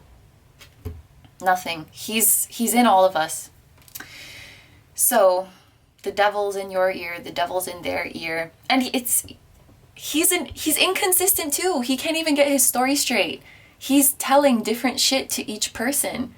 He's telling you like, oh, that person is so much better than you. And then he's telling that person who he just finished telling you was better, you're a piece of shit. He's a little, what's the opposite of a sweet talker? He just says whatever to make the person feel bad. And it's not consistent, and it's not grounded in reality. And the devil is fucking with both of you right now. Oh, this piece of shit. So, but, sorry, I shouldn't call the devil a piece of shit. Well, yes. The devil, it can be our ego, which ultimately the ego wants to preserve us. The ego wants to protect us from embarrassment, protect us from rejection. But he can be so mean. Anyway, moving on to the Ten of Cups, I really think that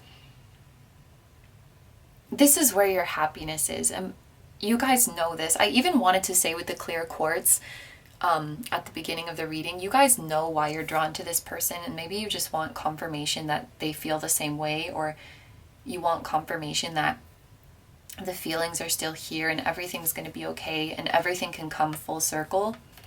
But like, this is real love with the Ten of Cups. This is real happiness that you've felt with each other, and no matter what, you're always going to have this really special place in your heart for each other. I don't know, like, it sounds dramatic to say like no one would ever make you as happy, and I don't think that that's the case, but it's that feeling of this level of happiness, this level of connection. It doesn't come around every day. Like the Ten of Cups, to me, it feels like something really, really, really special. Okay, so we're going to move on now and see the potential future of this connection, as well as get some advice for you. So I'm going to start off with the Moonology deck.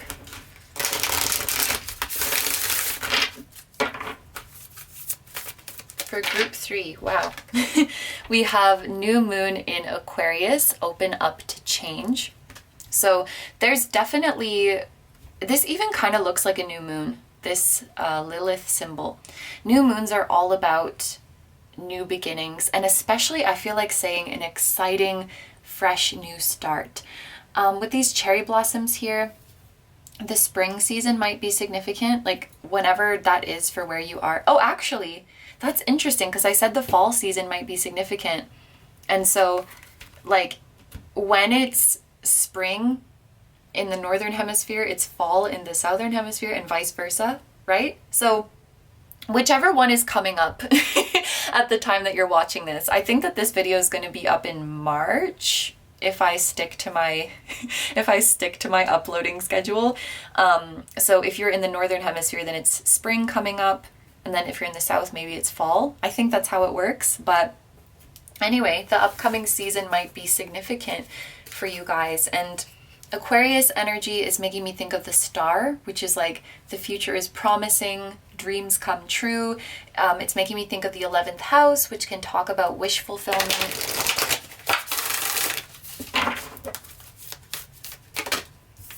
And ooh, we have new moon in Pisces, attuned to the divine.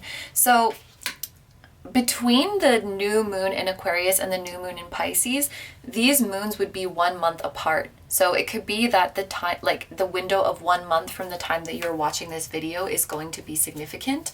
But I really like the message of attuned to the divine, because we have been talking so much about, your higher selves being connected. So no matter what your connection looks like in the 3D right now, you can always tune into your higher self, and you can always tune into this person's higher self. And I think both of your higher selves really do want change for your 3D selves in this connection. And I feel like you guys can deliberate together in some way or another.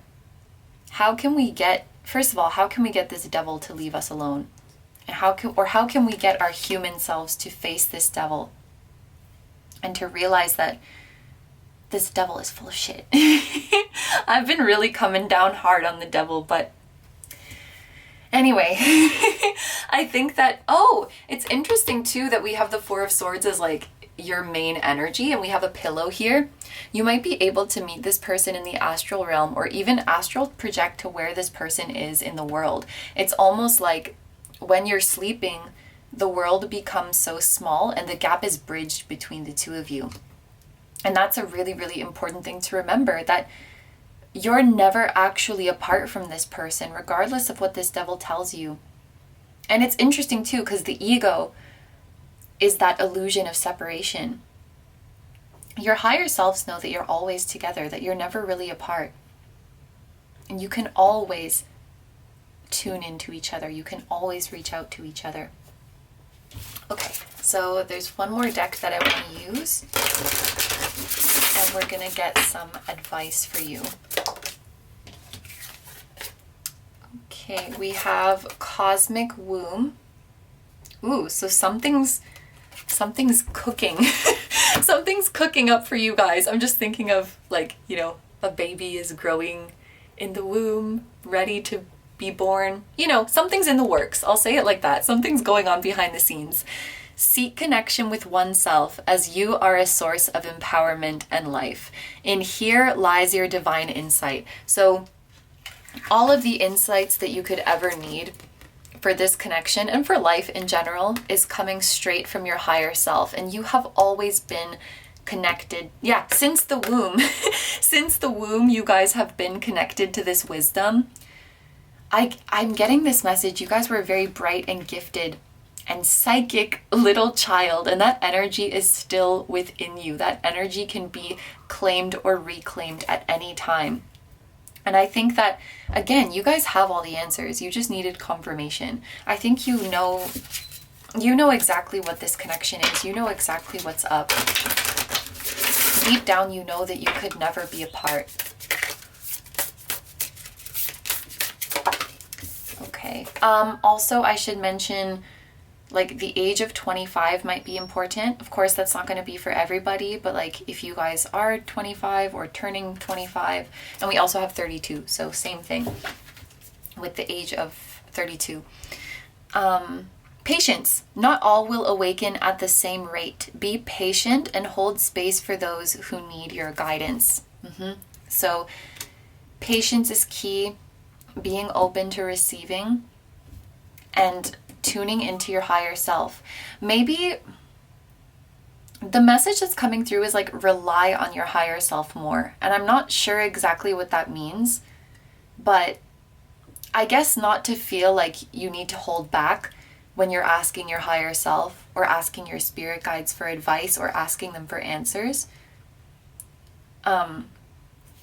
But I think you need to turn off this Nine of Swords in your brain before you can really hear the divine. The more you stress yourself out and rack your brain for answers and what should I do, the more you're drowning out the voice of the divine. So it's important to let go and just float and clear your mind. Like, I'm being shown the visual of someone just peacefully floating on their back in the middle of like a body of water that's completely calm. So they're not like flapping their limbs or, you know, struggling. They're just floating. And then as they float, they stop creating splashes and ripples in the water. And then when that happens, the water becomes clear. You can see through it. So it's like we need to stop moving so that we can see clearly through it, if that makes sense. But there's a lot of divine wisdom and there's a lot of answers when it comes to this connection that are already available to you if you just slow down and stop and listen. Very difficult to turn off the Nine of Swords, so I'm not saying it's an easy feat. Like, I'll be the first person to tell you, getting your anxious brain to be quiet, it can be tricky. But I think the key is in not fighting it, because if your anxious mind is throwing you all these negative scenarios, and then there's another part of you that's like, shut up, stop it, that's just creating even more racket, and it's just elevating the stress. So I think just acknowledging, yeah, I have these worries, that's okay, and let them pass is the key, rather than fighting them. To just observe them and accept them and let them pass, which also is not easy, but it's definitely an art, and it's definitely like a muscle that you can train over time. Yes, so these are all the messages that I have for you guys, so I'm going to end the reading here. Thank you very, very much for letting me do this reading for you. I hope you have a wonderful day or night whenever you're watching, and I wish you all the best. Please take good care of yourself, stay healthy. Don't forget to like, comment, and subscribe if you feel like doing that. I also have a Patreon, so if you guys are interested in seeing even more exclusive pick-a-cards where you get to choose the topic, that will be linked down below too. And I have a music channel. The song that you heard at the very start of this video was an original song, so if you guys would like to check that one out or any of my other songs, there will be a link to that channel down below as well. I'm sending you guys lots of love, sending your person lots of love, and all of your spirit guides lots of love, and I will see you in the next one. Bye bye! Hi number 4s, so if you guys chose the Mangano Calcite, this is going to be a reading all about why you are so drawn to the person you are asking about. I just have to say, coming into the energy of this reading, I feel a very comforting energy, like a warm blanket or a warm hug. It could very well be your guides extending this energy to you, like they're wanting to comfort you and reassure you, or maybe this is how you feel towards the person you're asking about, like you just want to hug them and let them know that everything is going to be okay. But I just wanted to mention that. So let's start off with these oracle cards that we have here. These are going to give us our first look into the energies of this connection and your feelings for this person. And you can think of this first part of the reading as like an energy check for you. So if the connection and the emotions being described here do sound like your situation, then that can be your indication that this is in fact your group. So the first card that we have is Cancer. So somebody could be a Cancer, or these dates here could be significant. And the message that we have is the caretaker. Loyalty, emotional depth, sympathetic, moody, tenacious, protective, nurturing, familial ties, hypersensitive, sense of home, ruler of the 4th house. We also have Watchtower of the West with Autumn. So autumn could be a significant season for you guys. Life Laundromat, choose your own destiny. Choices, destiny, consequences. And finally, forgiveness will set you free. What do you need to forgive yourself for? So I do want to mention the number 14 on here because this is a number that makes me think that angels are around you. 41 also gives me the same vibe. It's also making me think of the Temperance card because Temperance is the number 14. So Sagittarius energy could be significant as well. So I'm going to start over here with Cancer, and the very first message that is coming to me is that the reason you feel so strongly drawn to or attracted to this person, your guides are saying that's just who you are as a person.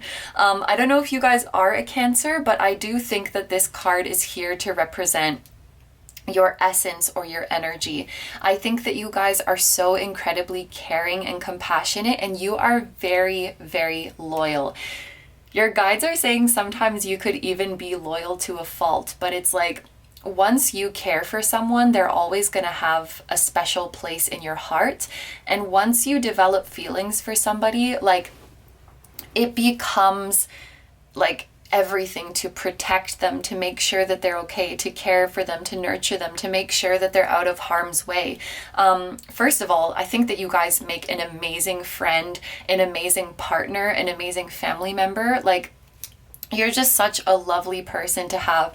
Anybody would be lucky to have you in their life because I think people who genuinely care like this, who genuinely care and will be there through thick and thin, it's a rare breed. And maybe, well, maybe you guys know this about yourself. Maybe you need to give yourself more credit. Like, anyone would be lucky to have you in their life. Your guides really, really want you to know that. But yes, I think part of it is just your very, very loyal personality. So once you have developed feelings for someone, and, you know, specifically this person, because we're talking about a specific person, I think it would take a lot for you to move on, or it would take a lot for you to fall out of love. And I think that when you have feelings for someone, it's like you really always want to see the best in them and see their potential, and you always want to give them the benefit of the doubt, and you want to give them the compassion and nurturing that they need. For this group, I would give you guys the warning of, you know, make sure that you're not trying to fix people, or make sure that you're not taking on the responsibility of doing emotional labor for other people or healing other people. I'm not saying you do that for this person, but it is just something that is coming up. And I think that you guys are people who feel very, very deeply in general. So when you fall for someone, you fall for someone very, very hard. And, you know, the ups and downs that come with any connection, it could really feel like an intense roller coaster for you guys. This group is definitely my highly sensitive people. This group is definitely my feelers. Like, you feel things very deeply. Maybe you have been called too sensitive in the past, or you've been called too intense in the past, and I really hope that you will not let that dim your light, or you will not let that change who you are or how you present yourself, because I think there's something very, very beautiful in not only feeling things deeply, but having the strength and the courage to be vulnerable about that and let yourself express those emotions. I just think that's very rare, and it's kind of scary, because I think we're losing, I feel like the population of people like you in the world is kind of declining, where we're all at least presenting like we're cold and detached and we don't need each other. And it's just, I don't know, it feels kind of scary. I don't know if this is my feeling or if it's your guide's feeling, but I feel like we need more people like you. We need more nurturing people, more compassionate people, more people who are not afraid to be sensitive. There's also something about this specific person triggering your instincts, and I don't really know what that means. Maybe like triggering your protective instincts, like you just want to look out for them, or you just have a special soft spot for this person, especially with the watchtower that we have here. Like, this is literally making me think of you watching over this person. It could also be that this person is checking on you. Like, they're checking on your social media, or they're asking around about you, or maybe you are checking on them. It's probably mutual. Like I said before, the fall season could be significant, so maybe something is happening this coming fall, or something significant happened this past fall, or someone is born in the fall. But more metaphorically, when we are talking about the cycle of things, autumn does represent a time where things are kind of slowing down, or things are kind of dying down. So maybe this connection is kind of in an off season, so to speak, or, you know, things have kind of slowed down or calmed down in this connection. And actually, with this card that is talking about forgiveness, I was going to get to that later, but some of you guys might actually be in separation with this person right now. At the very least, it does feel like you do have history with this person. And if you don't have history with them in this lifetime, then you probably have history before this. And that was even something that the number 14 was making me think, because of the association with the Temperance card. Temperance does make me think of old souls, or it makes me think of experiences that have been accumulating over lifetimes. That's only for those of you who resonate. If you don't resonate with that, just ignore me. But I did want to mention that there is a bit of past life energy here, just in case it is relevant, or just in case it is a needed confirmation for some of you guys. But in terms of the history that you have with this person, the feeling that I'm getting is that, like, things were better before. it feels like things were better between the two of you in the past. So this could be a situation where like you used to be in a relationship together with this person and now you're not, or you used to talk to this person a lot and be very close with them, and now things have kind of died down a bit because the fall season, you know, it's the release. The leaves are changing color, they're starting to fall down, things are getting ready to go into a period of rest. So that's the kind of vibe I'm getting from this card. And what I really see very, very clearly here with the Life Laundromat and the Forgiveness card is that you're already being told that some kind of renewal is coming in this connection, or there's the potential for a renewal in this connection. So in the case that this is a breakup, there's a potential for reconciliation and getting back together. In the case that you were really heavily involved with this person, talking all the time and very, very close, and now things are quiet, there is the potential for things to reignite. But now this is kind of a very abstract message that's coming to me, so I'm going to do my best to like adequately put it into words. I think that you guys, with this Life Laundromat card, choose your own destiny, and the message of choices and consequences, I think that you guys might rely too heavily on destiny or the idea of destiny when it comes to this connection. For example, I feel really, really drawn to this person because we are soulmates and we are meant to be together and the universe is going to bring us together. And this can put you in a kind of passive energy where either like you're sitting back and waiting for things to happen, or you have accepted defeat in this separation and said like, oh, the universe doesn't want us to be together. It's like putting power in destiny, putting power in the universe, putting power in something that you are perceiving as outside of you or that you are powerless to. And I think what I'm seeing here is that you really like this person because of your compatibility. You really like this person because of who they are. And with your own choices that you make, you can move towards this person. And I'm getting the feeling of something, like there's a very passive energy here. And I don't know if it's like relying on destiny or if it's like watching a lot of readings or using a lot of divination tools to get answers, but then being afraid to take action. But it's that kind of feeling. And with this forgiveness card, it's saying that you need to forgive yourself. And this is where the kind of abstract part comes in, but it's almost like you guys use the idea of the universe punishing you to punish yourself. It's like you project your own feelings onto the universe and say like, the universe is doing this. So for example, let's say that there's someone who doesn't feel worthy of love because maybe they've made mistakes in previous relationships, they've hurt people before, and they haven't forgiven themselves for that. So they feel like they need to punish themselves for what they've done in the past. And the way they do that is by saying, I'm not worthy of love. I'm not going to go out there and pursue love.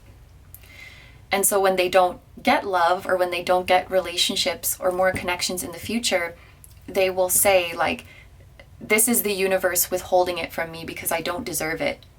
Not realizing that it's their own feeling of resentment, it's their own feeling of punishing themselves that is stopping them from taking action. It's not the universe doing anything.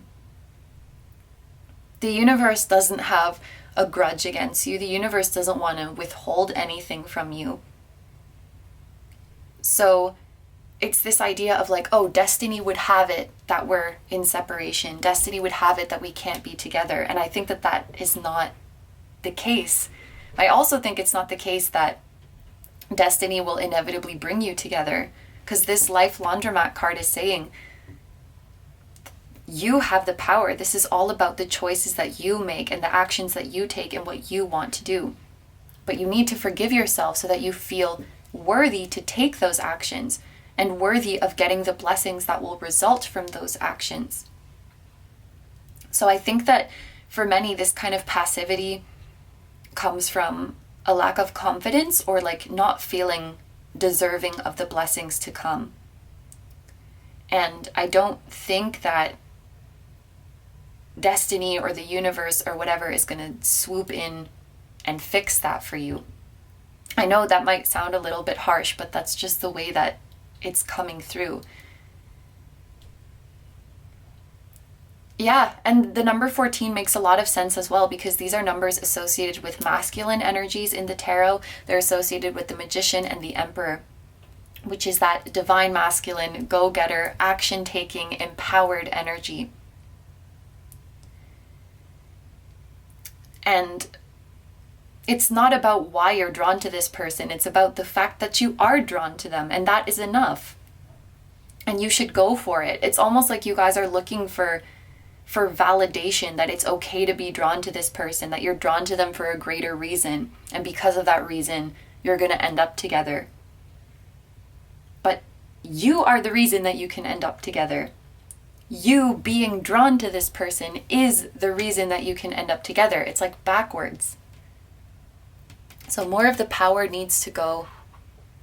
You need to give yourself more of the power. Okay, so, wow. Let's get into the tarot now and get a little bit more into detail of why you are drawn to this person.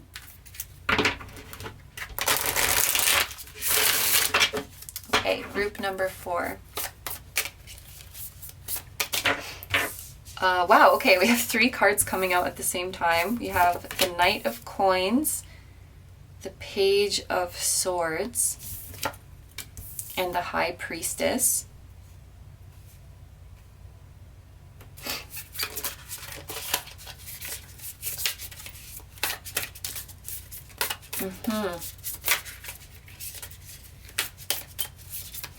Yeah, I think many of you guys, like, this is not your first time around. Like, you've met this person in another life, in another form. Oh my god, there's way too many cards falling out.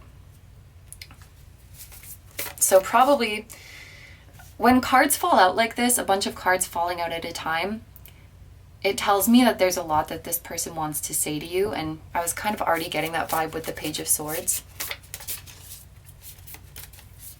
You could also be very, very drawn to this person because I think that you guys are highly intuitive with the Cancer energy here and with the High Priestess. Like, you're very sensitive to the energies around you.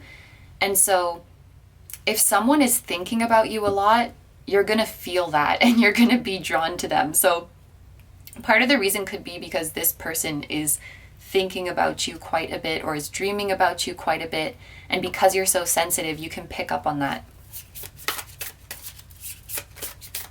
You guys also, I think that your gut feelings are pretty much accurate when it comes to people. Like, if you have a good vibe or a bad vibe about somebody, you're usually right. And if you feel like someone is sending you positive energy or someone is sending you negative energy, you're usually right. I'm seeing really strong flash of the color yellow. I don't know if that's like somebody's aura or... Actually, after I film this reading, I'm going to see which angel is associated with yellow light, because that might be a significant angel for you. And the number 14 did let me know that they are around. It could also talk about your solar plexus working up. Yeah, that makes a lot of sense too. Working up your confidence. And with the High Priestess here, this is water sign energy. And actually, especially Cancer because of the moon. If neither of you are a Cancer, I would bet that Cancer season is important. We also have the 3 of Cups here. And then at the bottom of the deck, we have the Chariot, which is even more Cancer energy, especially the month of July, because we have the number 7. So I want to mention, like, you guys saw how, or maybe you didn't see how the deck was shuffling. Maybe it wasn't in the frame, but you did at least see that when I started to shuffle this deck, like, 3 cards fell out at the same time, and then a huge chunk of cards fell out. So at the beginning, it was like a lot of stuff was falling out really, really fast. And then when I got to the later cards, it was taking a long time for them to come out. I just saw 1818, by the way, in case that's significant. 18 is the number of the moon in tarot, so that's Pisces energy. But I pay attention to how the deck behaves because I think it's very, very telling, and it's reminding me, you know, we were speaking in the first part of this reading of like, it seemed like things were going really well in this connection, things were better before, and now things are slowing down and entering into this autumn season. And it's super interesting that the way the deck was behaving mirrored that sentiment. Everything was tumbling out really quickly at first, and then the cards were getting slower and slower, and it was taking so much shuffling just to get one card out. So I think that for many of you, this connection started off with like a ton of communication, a lot of good times, being very open with each other, and things kind of started to fizzle out. And this is kind of a specific message for some of you, but it's like the way things fizzled out, it was almost sadder than if it had just suddenly cut off completely. Because it's like, rather than being ghosted, you had to watch this dynamic slowly fade or slowly fizzle out. You had to watch this person slowly distance themselves from you, like get more and more distant over time, is kind of how it feels. I have been taking the bottom of the deck energy for all of the piles, and I've been thinking of the bottom of the deck as like the most important energy or the summary of your connection. It's very interesting that we have the Chariot because this is yin and yang energy, as you can see here. And it's interesting that we have the Two of Coins in reverse underneath that. But the Chariot is all about balance. The Chariot has 2 creatures, right? It has the yin creature and the yang creature that's pulling it. And both of the creatures have to be moving for the Chariot to move. And they have to be moving at the same time, at the same speed. So it's this idea that in order for things to move forward, first of all, you need balance within yourself. You need to balance the energies within yourself. And also, if we think of you and this person as the 2 creatures who are pulling the Chariot forward, you guys both need to be moving. You guys both need to be putting in the same amount of energy and the same amount of effort. And that's why it's so interesting that there's reversed Two of Coins underneath this. And this has actually been coming out in a lot of the readings today, but it's really been speaking about reciprocity today. Like 2 coins, each person is coming in with their own coin, with their own value, with their own effort, and they're equals. So when we have this reversed under the Chariot, which is talking about the importance of balance and both creatures moving at the same time, this tells me that something is out of whack here. Something is out of balance here. I think for many of you, this could have been like the connection started off really reciprocated. The energy was flowing really nicely and it felt really good. And then I would imagine that it's this person's energy started to kind of get out of balance. They started not to reciprocate as much. And then, you know, with your caring and compassionate and nurturing instincts and your intense loyalty towards this person, you may have tried to pick up the slack for them, but that doesn't work with the Chariot. Like, if the 2 animals are carrying the Chariot and one of them stops, this creature cannot say, oh, that's okay, I'll just run even more and then we'll keep going. Because then what's going to happen is the Chariot's going to start moving in circles. It's like if you're only walking with one foot, you're going to start like going in circles and not moving anywhere. So picking up the slack for the other creature, for the other person, it doesn't work in this case. And maybe this is what you guys need to forgive yourself for, because for many, this might be a dynamic that has repeated in your life, like whether it be in your friendships or with your family members or whatever it might be. It's like when the other person stops moving, you have overcompensated for them and continue to give your energy to them. And that's okay for some time. Like if two creatures are pulling the chariot and one of them falls down, if one of them trips, yes, we should stop and say, are you okay? Do you need help? But if they're just sitting down and refusing to move, there's not much you can do. You cannot force them to get up. You cannot run faster to keep the chariot moving like we just spoke about. So at some point you have to say like, okay, this isn't working. You're not pulling your weight. I'm gonna move on to another chariot. And I think this is a cycle that maybe you guys can break here. And I think it's actually important. It's important for you guys to break this cycle, and it's important for you to forgive yourselves for how you have overexerted yourself in the past and how you have given away your power in the past. But you can take back your power here with this masculine energy, with the number 14. You can take back your power and say, I'm not pulling this chariot anymore. And I think this is the cycle that's coming in your connection. And it's really powerful that we're seeing the cycles in this connection as seasons, because you cannot stop the seasons from coming. Like, the leaves are going to fall. You cannot go and tape the leaves back to the tree and pretend that fall isn't coming. You can maybe fool yourself for some time, but then eventually the snow is going to start falling. So we have to let go and just let the seasons come. And I think it would be beneficial in this case to, at this point, to release the hold that this connection has on you and to move on to something that is more fulfilling. That's just where we're at in the cycle. But remember, the fall is going to come, and then the winter is going to come, and then the spring is going to come. We saw earlier in this reading that there is a chance for renewal, that there's a chance for this connection to move in a positive direction. But I think you're holding on when it's time to let go. Like, it's not doing you any favors because you're expending all of your energy, and it's not doing this person any favors because they're not learning to carry their own freaking weight and to show up when they care about something, to show up when they want something, and to face their fears if it's fears that's holding them back. Sometimes when you love someone, like, the best thing to do for them is to leave them to their own devices to figure their stuff out. That's how you can empower them. And that's how you can have healthy boundaries. So I think this person they need to learn how to pull their own weight in this chariot.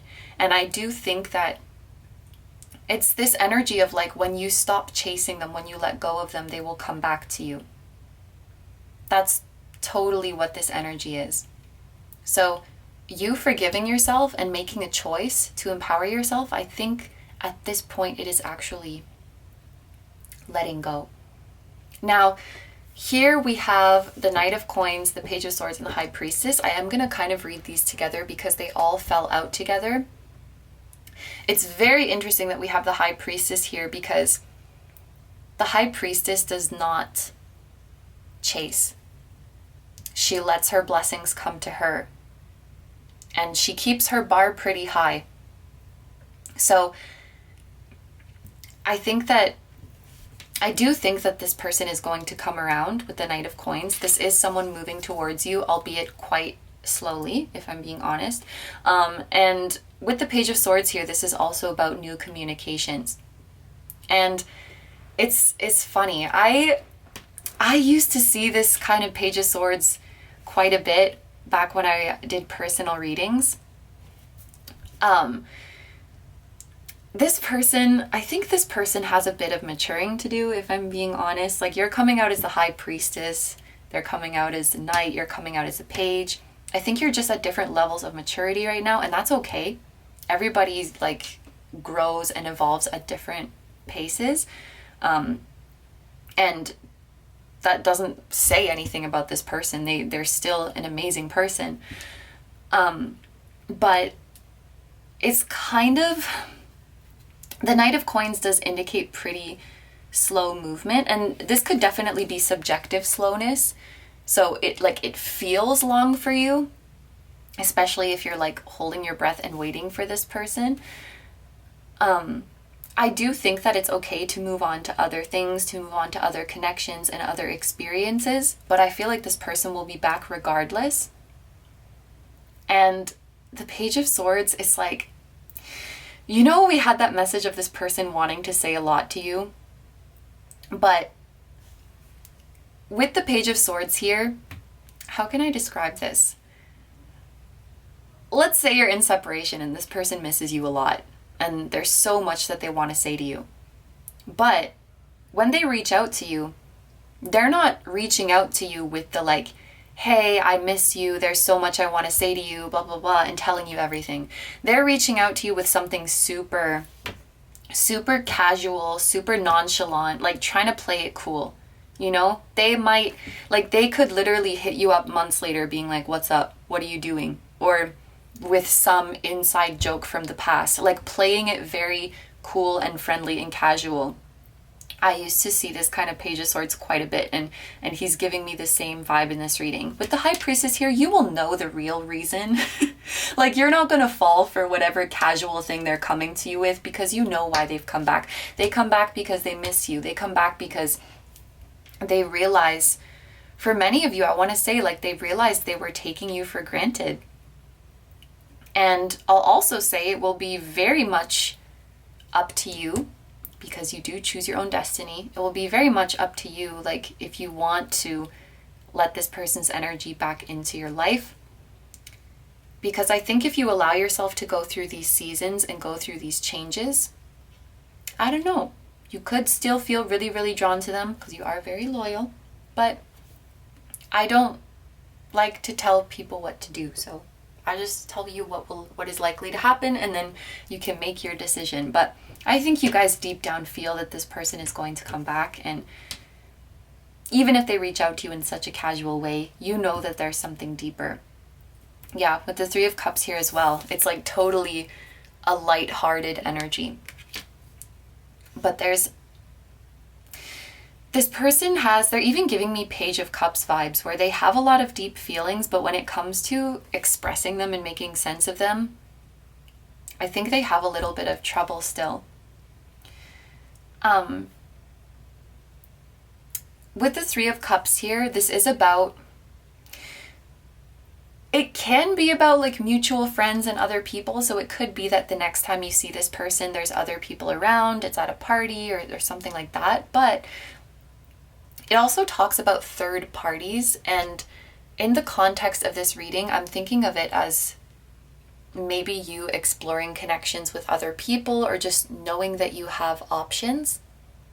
It's so interesting. I just had to change the card because the card just ran out of space, which is weird because I always make a note to empty out the cards before I start filming, but I'm almost feeling that that could be significant for your reading, in the sense that I think many of you guys have really like reached your limit when it comes to this connection. Kind of a feeling of being exhausted or being at your wit's end. And I keep going back to this Autumn card because it's like, don't fight it. If you're tired, just let go.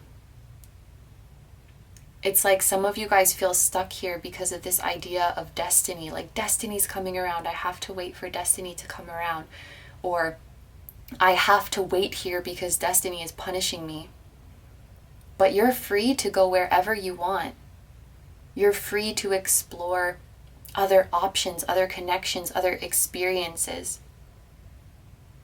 I can tell you that as this person goes through their autumn and winter season, there's going to be a lot of growth happening, and there is going to be a renewal here, and there is going to be another chance. But I don't want to tell you to hold your breath and put everything on hold for this person. I can't tell you to do that, and I can't tell you what to do when this new chance comes around, when this communication comes in. I want you guys to be free, if that's what you want. But you're being encouraged, I think, to set yourself free. So let's take a look at a couple oracle decks now. We're going to see the potential future of this connection as well as some advice for you. We have full moon in Virgo with take inspired action. So I feel like this energy, I mean, this could definitely be talking about you guys taking inspired action, but my first thought was that this is your person taking some kind of action.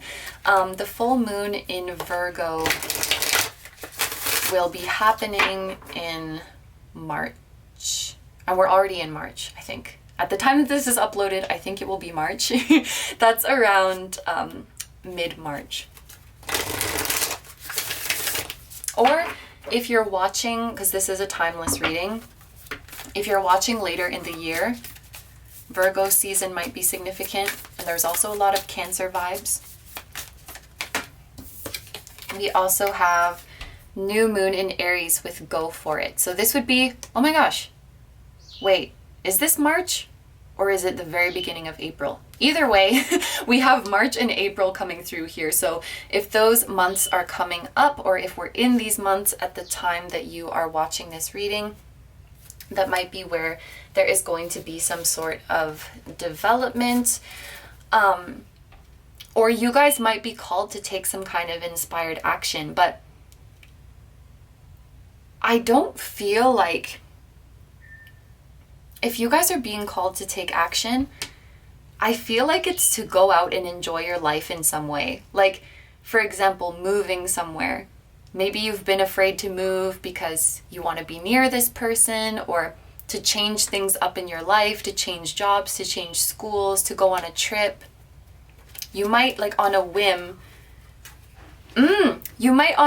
decide to dive into a new experience, and then that new experience reminds you of how big the world is and how much there is out there, and that you're not bound to one single path. It's like cracking the world open for you again, this action that you're suddenly inspired to take.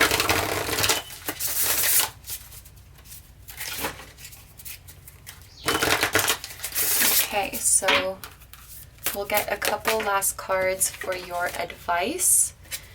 Universal oneness. We are all in this together. Consciousness is flowing without separation. We act as one.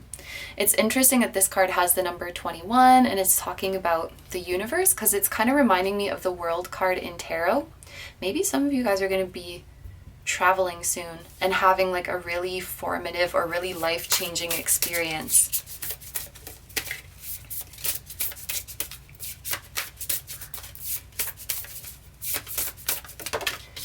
And we have equilibrium. Oh my gosh, and we were talking so much about balance with the Chariot and with the Two of Pentacles. Your experience is complete. Process it without judgment. Allow your mind to return to point zero, back to balance. We also have the two fish are reminding me of Pisces, which I think I mentioned before. It's interesting. This is talking about your experience being complete. Process it without judgment. Like, acknowledge that there is a cycle coming to an end here. And the fish are making me think of going with the flow, going where the river takes you, not judging the way things turned out, not trying to fight it, but being at peace with how all of the pieces fell. I think in general, your guides are encouraging you to come back to yourself and to center yourself again. And this is outside of just this connection. I feel like for so long, you guys have given your energy away so freely to everything outside of you, to other people, to other commitments. And this is like a loving call for you to come back home to yourself. Okay, so these are all the messages I'm seeing for you guys, so I'm going to end the reading here. Thank you very, very much for letting me do this reading for you. I hope you have a wonderful day or night whenever you're watching, and I wish you all the best. Please take good care of yourself, stay healthy. Don't forget to like, comment, and subscribe if you feel like doing that. I also have a Patreon, so if you guys are interested in seeing even more exclusive pick-a-cards where you get to choose a topic, that will be linked down below too. I'm sending you guys lots of love, sending your person lots of love, and your guides lots of love, and I will see you in the next one. Bye-bye! Hi number fives. So if you guys chose the Sodalite, this is going to be a reading all about why you are so drawn to the person you are thinking of. So we are going to start off this reading with these oracle cards here from various decks, and this will give us the first look into the energies of this connection and your feelings towards this person. So you can think of this first part of the reading as like an energy check. If the connection, if the emotions that are being described here do sound like your situation, then that can be an indication that this is in fact your group. So the very first card that we have for you guys is the 5th house with the message pleasure, romance, creativity, fertility, sex, children, childlike fun, joy, love, passion, entertainment, art, culture, and hobbies. We also have hand fasting with union, breathing forest, feel the earth below your feet, nature, grounding energy, and balance. And then prioritize self-love and care. When do you feel most nurtured and cared for? Wow. Okay, can I just say, all of these are such beautiful energies, and I'm so happy to see this because this video has definitely been a roller coaster. There have been some light energies, there have been some heavy energies. This energy is just so beautiful. I'm going to go through all of these cards one by one, starting over here with the 5th house. So there is some Leo energy here. So Leo energy could be significant in this connection. There's also some sun energy. So maybe you guys have a similar, like a compatible sun sign, or maybe you have the same sun sign. But we are starting off this reading with pleasure, passion, joy. I can already see how happy this person makes you, and I can see how happy you make this person. I think the biggest thing is just how much fun you guys can have together, and I think that you can really be yourselves around each other. I'm seeing this mirrored in the breathing forest card, which is talking about nature, and I'm really thinking of this as your ability to be your most natural and unfiltered self around each other. We also have sun energy here, which is making me think of the sun card in tarot, and we have a childlike energy here as well.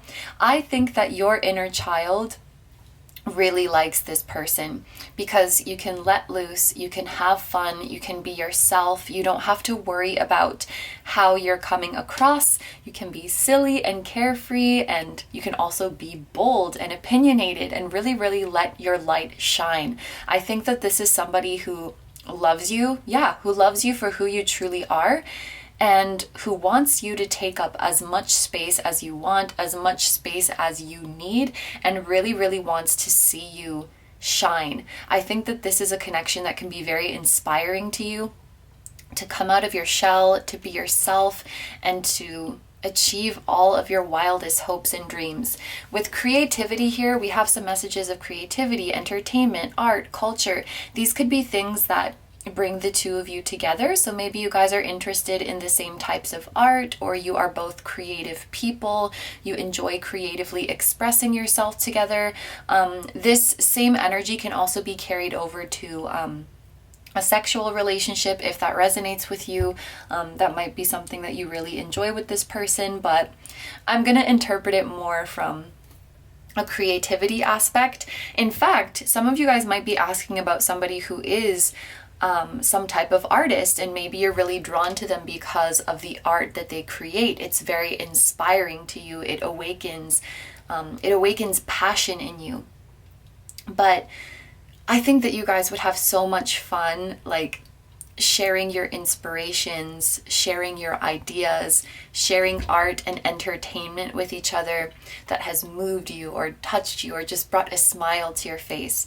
I think that you guys also likely have a pretty similar sense of humor, or you're always making each other laugh and always making each other smile. And I'm kind of getting the feeling that some of you guys are already with this person, like in a relationship, or maybe married to them, or you have a really pleasant connection with them, or it's moving into this direction, because this is just such a beautiful and sunny energy. I'm also noticing we have the number 5 repeating itself because we have 5 here and then we have 23, which would reduce to the number 5. So I think that this is someone who really encourages your growth and really encourages your development as a person. I'm also thinking of the number 5 as like an association with the 5D, thinking about your higher self. This is someone who definitely respects you for who you truly are at your core, like who sees through to your higher self and who helps you align more and more with your highest self. Moving on to union here, I feel like I haven't been talking about this that much in this reading. Like this is the only or one of the only piles where I really feel called to say this, but I do think that this is some kind of soulmate. It can be a romantic soulmate, it can be a creative collaborator soulmate, or maybe both, but this is one group where I'm really feeling strongly like, oh yes, these two souls are together in the 5D and they're coming into union in the 3D. Like this is a fated connection. This is making me think of the red thread of fate. And then of course we have this shining diamond ring here, which is making me think of marriage, of high level commitment. This card is actually very reminiscent of the Four of Wands for me in tarot, because we have the two people celebrating underneath the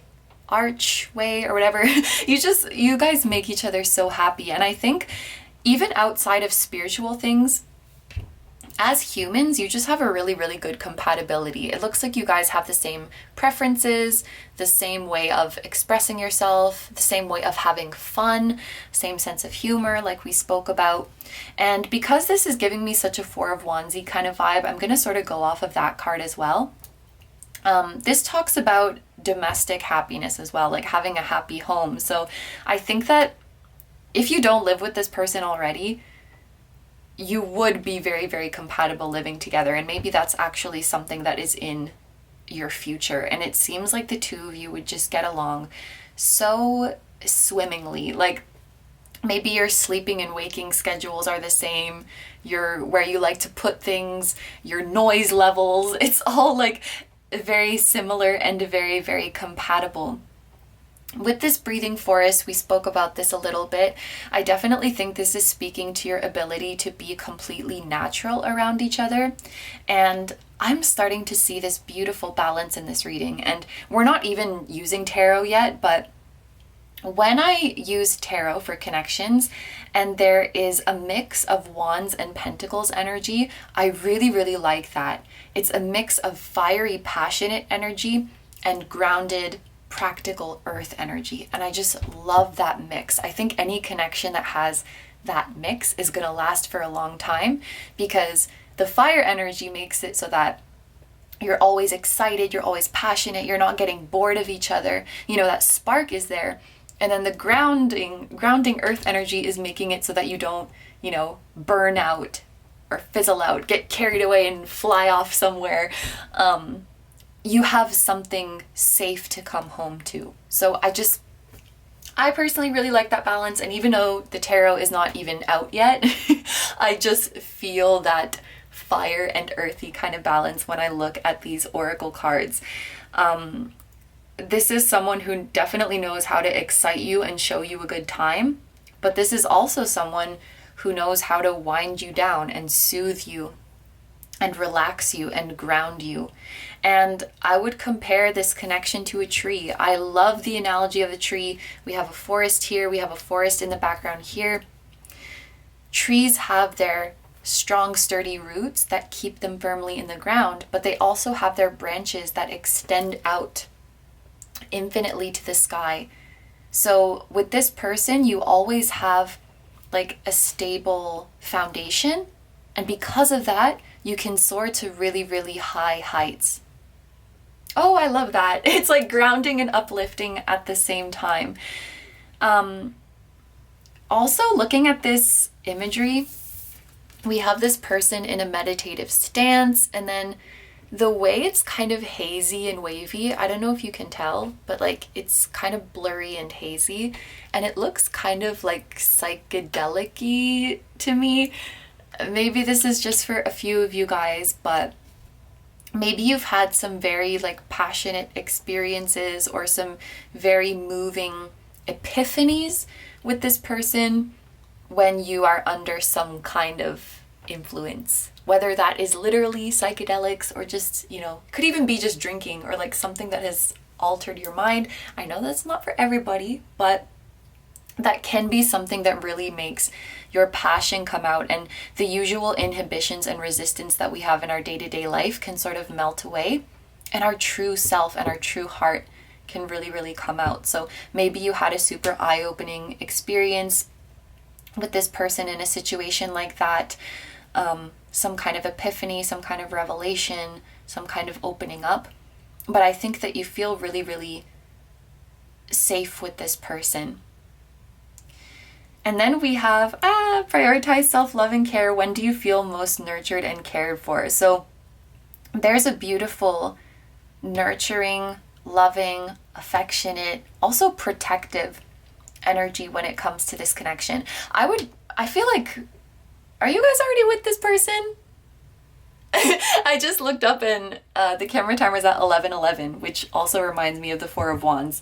If you're not with this person, what are you doing? Like, with all due respect, this is like, yeah, this is either like there's a lot of strong mutual feelings and you're about to get together, or you're already together, because there's so much love here. And I think this is someone who really encourages you to take care of yourself and who really makes you feel valued, who really makes you feel cared for.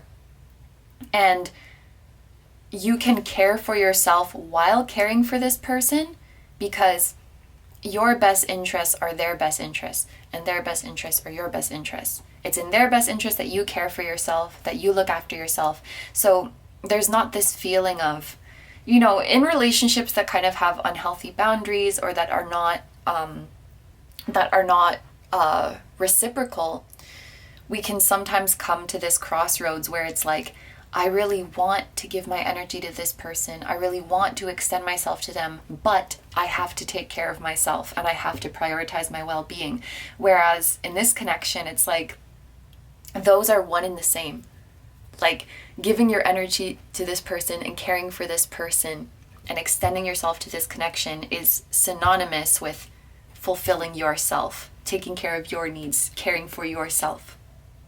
It really is like this matrimony, like this energetic marriage where you're taking on each other's happiness and you're taking on each other's best interests. Please let me know what your relationship is in the comments, because like, is this a married couple? Is this a happily married couple? This is really, really what it feels like. So we're going to get into the tarot now and just go deeper into why you are so drawn to this person. But I mean, why wouldn't you be? What a lovely energy. Okay, so for group number 5, I almost said 4 because I'm not used to doing... I just noticed you're group number 5 and we have 2 5s here. That took me a while. I'm not used to saying 5 though, because usually have 4 groups. And it's funny, I don't know why, but I feel like there's certain crystals that always like to be in certain positions. I feel like Sodalite likes to be number 5. Like when I use Sodalite, she usually ends up in the 5th, if there is even a 5th. Woo! Did you see that card like stood up like this before it fell down? We have the moon, so there is some Pisces energy here. I think so far we mentioned Leo and Pisces, and I think that, actually remember this, I think that the Four of Wands, I'm treating this like the Four of Wands, I think that it's related to Venus in Aries. So maybe someone is like a Pisces with Venus in Aries, or Aries with Venus in Pisces.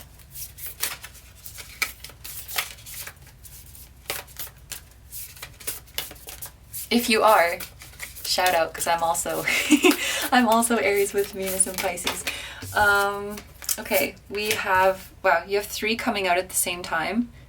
We have the Ace of Swords, the Queen of Wands, and the 7 of Coins. And then I have been using the bottom of the deck energy, and we have the Chariot. Okay, this is really, really interesting. Tarot is so freaking interesting. So there was another group who also had the Chariot. Oh, by the way, this is Cancer. So Cancer. Oh my gosh. So you have Cancer, Leo, Aries, and Pisces.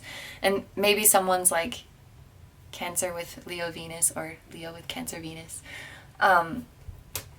There was another group that also had the Chariot as their bottom of the deck card. I am using this as like the most important energy or the main energy of your connection, and then these are kind of additional details. But the other group had such a different energy. I'm just going to note that the 9 of Wands is underneath here. And there was also a group that had the 9 of Wands as their bottom of the deck energy. Wow. But it just comes through so differently in this group, and that's what's so cool about tarot. Like, it can take on a whole new meaning depending on the context of the whole spread. So the Chariot is all about balance. You can see on this card it has the yin and yang. I feel like this is speaking to your compatibility, speaking to how well you go together. Cancer also has very domestic-y kind of vibes. I know we were talking about that before. So feeling safe and secure, feeling at home with this person. Again, I think that this is the only pile where I'm like boldly saying this is a soulmate connection. So there's probably something about your intuition and your soul kind of calling you home, so to speak, calling you towards this person, as a reason that you're so drawn to them. But yes, what was I saying? Chariot is all about balance. And I was talking about the Chariot has 2 horses.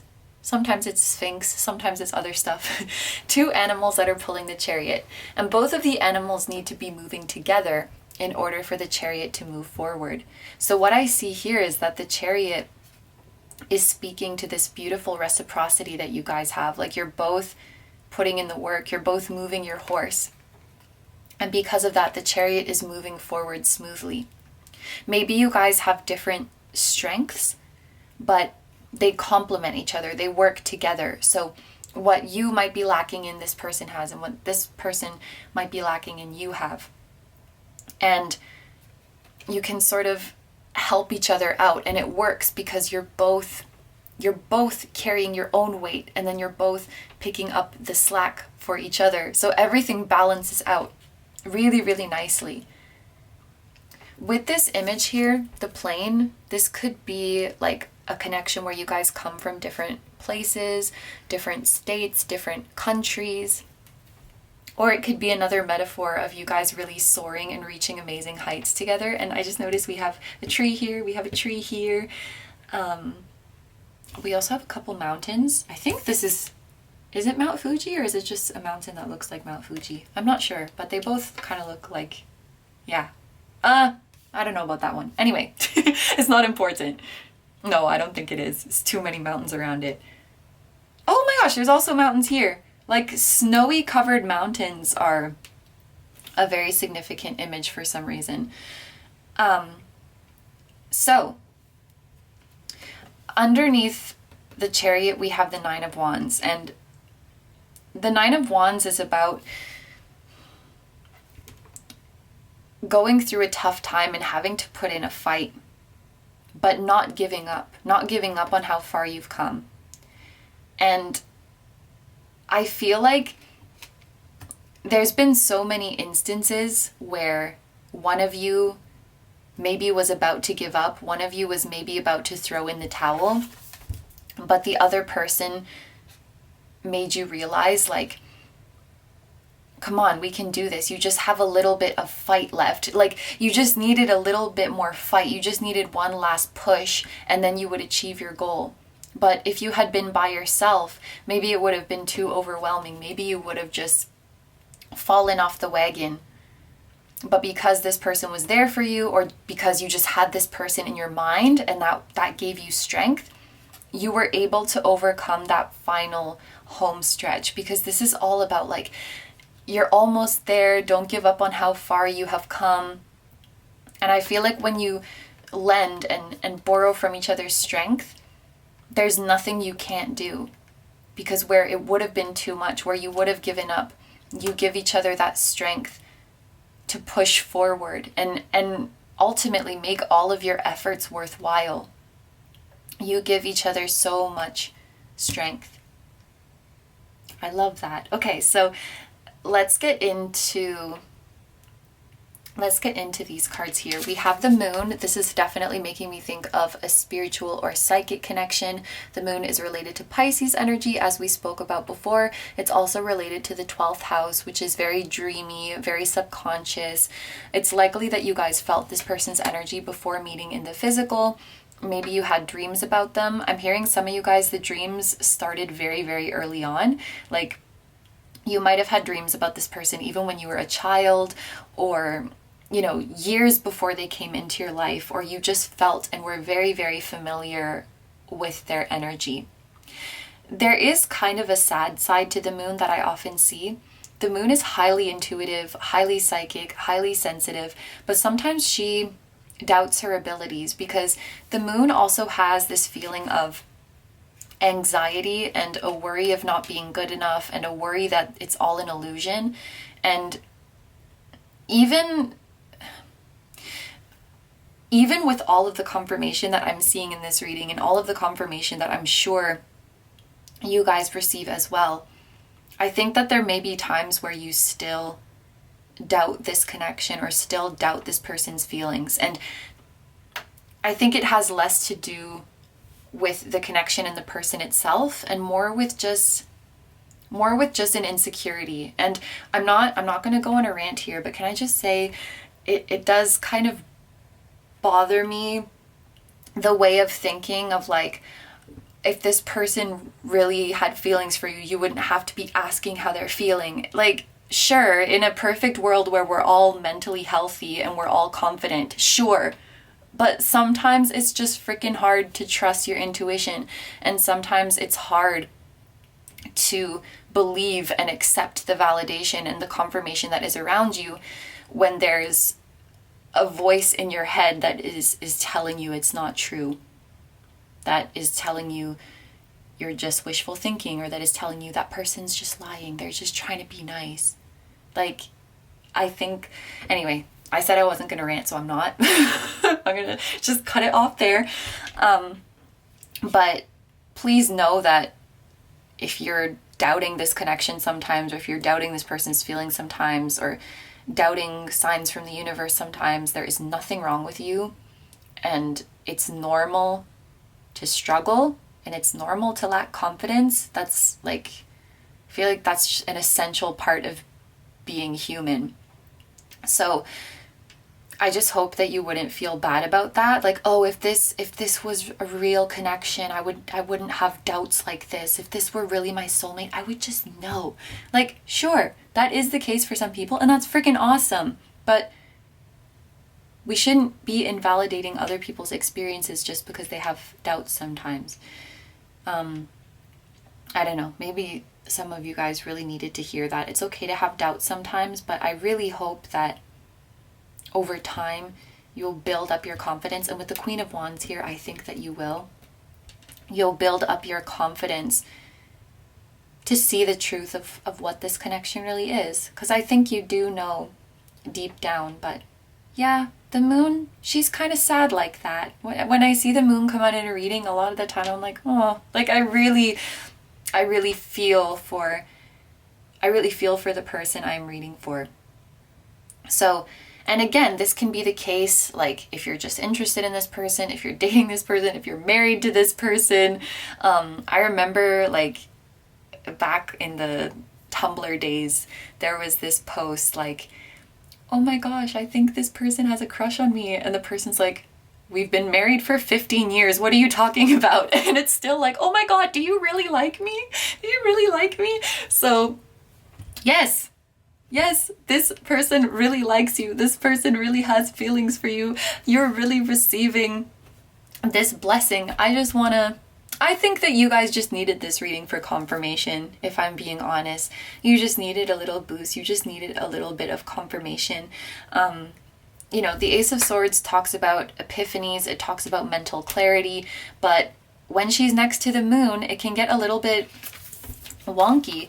I think you guys have a very, very strong intuition that just gets kind of wonky sometimes. And the wonkiness doesn't mean that your intuition isn't strong. Your intuition does not have to be perfect and crystal clear all the time in order for it to be valid. I'm gonna move on to the Queen of Wands right now. I feel called to I'll just leave these here for now. With the Queen of Wands, I do really see you blossoming, because cherry blossoms. I really see you guys blossoming in this connection, and I do think that you're finding your confidence. I do think that you're coming out of your shell more and more, and you're embracing your true self more and more. Like we mentioned at the beginning of the reading, I think this is why your soul is so drawn to this person, because your soul recognizes, like, my purest self can come out here. My inner child can come out here. I can be loud. I can be bold. I can take up space. And slowly but surely, you're embodying more and more of this Queen of Wands energy. And humans are pretty complex, so you can simultaneously feel like the Queen of Wands and also feel like the moon. Or you can fluctuate and feel like the Queen of Wands some days and feel like the moon other days. That's okay. But just know the days that you feel like the moon don't negate your Queen of Wandsness, or they don't negate the progress that you've made to become the Queen of Wands. We're always going to be fluctuating. The light and the shadow is always going to be present, and we're always going to be kind of dancing around them and dancing in between them. And that's okay. Maybe you guys put like too much pressure on yourselves to move towards the light and stay there, or like move towards confidence and stay there, as if it's some kind of end goal. And I was talking about this in another group as well, or actually in a couple other groups, that we're always going to be moving, shifting, changing, fluctuating. That's just the nature of life. And yes, we want you to feel like this because it feels better to feel like this, but it's not a test that you have to pass. It's not a mission. It's not an ultimate destination. It's just somewhere to be that feels good. So let's try to be there. You guys might have some like insecurities or mental health issues that you're working through, and I'm really, really proud of you if that's the case, because that shit is not easy. But I think that it's so hard, because like you're trying to work on your mental health, and then as a symptom of your mental health issues, you're being too hard on yourself about your mental health. Like, if you're trying to be more confident and you're struggling, then you start beating yourself up for not being confident. And it's like, how are you gonna beat me up, like, to the voice in your head? How are you gonna beat me up about all of these flaws that I have and then get mad at me when I'm upset about it? Like, that doesn't make any sense. But that's just it. Like, our insecurities don't make any sense, and they don't follow logic. They're just trying to mess with us. So anyway, all of that to say, there's no need to be hard on yourself. You're becoming more like this Queen of Wands every day, and this person sees the Queen of Wands that is within you, and I think is actively nurturing it through being with you, through supporting you, through being an example, through just existing, and just through you seeing them and witnessing them and beholding them, is helping you become more and more like the Queen of Wands. And I think this was the promise of your soul union. Like, let's bring out the Queen of Wands that is within us. Because she's like, is sublimation the right word? Or the exaltation of this beautiful, sunny 5th house energy. Radiant, confident, loud, proud, creative. This is what you're blossoming into, and I think this is what this connection is really, really helping you blossom into. We also have the 7 of Coins, which in this deck really, really looks like a promising future, because we're not, you know, in some decks we would just see, oh, we planted seeds, but where's the crops? And we're just waiting there. But here we have a whole ass tree. And we've talked about how your connection is like a tree, and this is like the seeds that you've planted are bearing fruit. So this is a really, really fertile connection where any intentions you put into it, any prayers you make for it, anything you want to grow and cultivate and harvest within this connection, it will bear fruit. And that's because of the strength you give each other. That's because of the support that you give each other. So it's such a beautiful message. And I think the Seven of Pentacles can also speak about your journey to the Queen of Wands, because it is about patience, knowing that your seeds have been planted well, and to just be patient with yourself. Okay, so we're going to move on to some more oracle cards, and we're going to see the potential future of this connection as well as advice for you.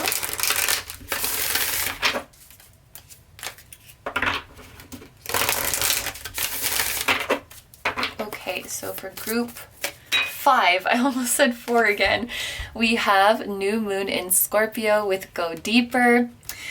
And this came out in another group, but it didn't happen for that group. But I had that song in my head.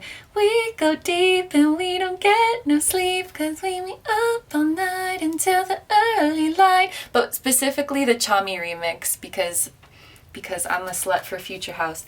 And then we also have the full moon in Cancer. Let your fears dissolve. Oh, I love that. So putting these two cards together, it is kind of giving me the feeling of shadow work, like go deeper and let your fears dissolve. Go deep into your shadow, go deep into your fears, go deep into your insecurities, and show them love and show them compassion. I don't know why, but I'm like starting to shake a little bit right now. So maybe the energy is very, very, very intense. And I kind of feel like I'm going to start to space out. Yeah, that's telltale signs of very, very intense energy. This is probably love being sent to you from this person's higher self, from your spirit guides, from your guardian angels. This whole reading is just a huge, like, we love you to you. And praying that you will give yourself love. That's actually making me pretty emotional.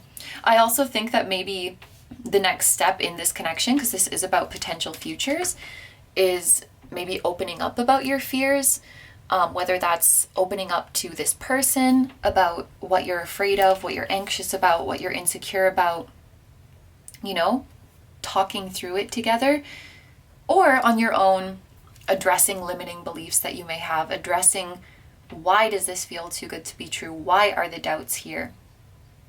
You know, ask that anxious part of you, what is it that makes you think this is too good to be true? What is it that makes you think that we cannot have this happiness? And not in an accusatory manner, but in a loving and inquisitive manner. What are you trying to warn me about, Miss Moon? Because she's not trying to hurt you. She might be kind of illogical, but she means well.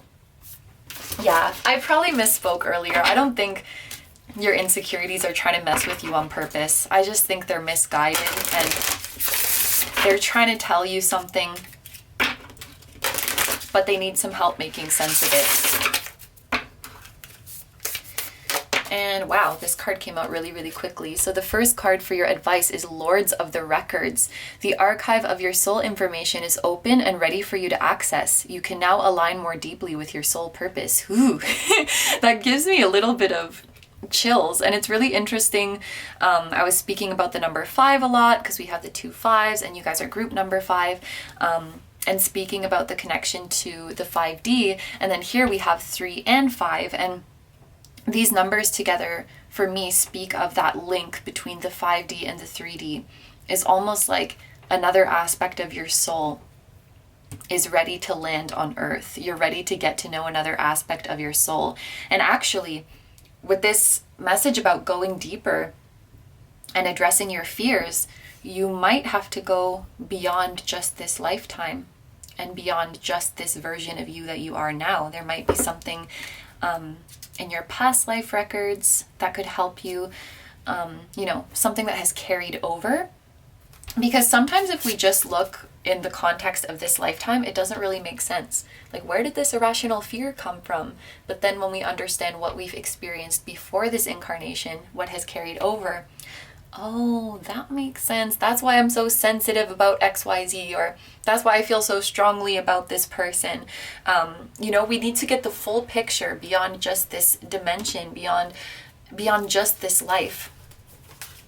So that is your advice. You may want to try a past life meditation, or a meditation to access your Akashic records, or a past life hypnosis or past life regression, if that's something you want to do or can afford. We also have, number 33. So you have 1, 2, if I count you guys being group number 3, you have 3 5s and you have 3 3s. 1, 2, 3. The path. Despite your doubt. Yes, despite the moon, you are the Queen of Wands. Sorry, Moon, I didn't mean to hit you that hard. Despite your doubt, your path is clear. Yep. I don't even need to interpret that one any further. So, yeah, this was a huge love letter to you from your person, from your guides, from the Ascended Masters. They say hello. Yeah, those are all the messages I have for you guys. Except there's a message of working on your sacral and solar plexus chakras, and I'm specifically being shown like to eat orange and yellow foods, and specifically like fruits, like mangoes or peaches or carrots, which is not a fruit, but eating foods of those colors can help to stimulate those chakras. And they're saying that if you feed them, they will talk to you. Which I don't know what that means. I guess that's like chakras that would be associated with this fiery, confident Queen of Wands energy. So it's like if you start to feed those energy centers, they will talk to you. They will awaken. Okay, so yeah, those are all the messages I have for you guys, so I'm going to end the reading here. Thank you very, very much for letting me do this reading for you. I hope you have a wonderful day or night whenever you're watching, and I wish you all the best. Please take good care of yourself, stay healthy. Don't forget to like, comment, and subscribe if you feel like doing that. I also have a Patreon, so if you guys are interested in seeing even more exclusive pick-a-cards where you get to choose the topic, that will be linked down below too. And I have a music channel as well. The song that you heard at the very start of this video was an original song, so if you're interested in hearing that one or any of my other songs, there will be a link to that channel down below as well. I am sending you guys so much love to your person and your whole spiritual team who came through and made me all shaky. And I will see you guys in the next one. Bye bye!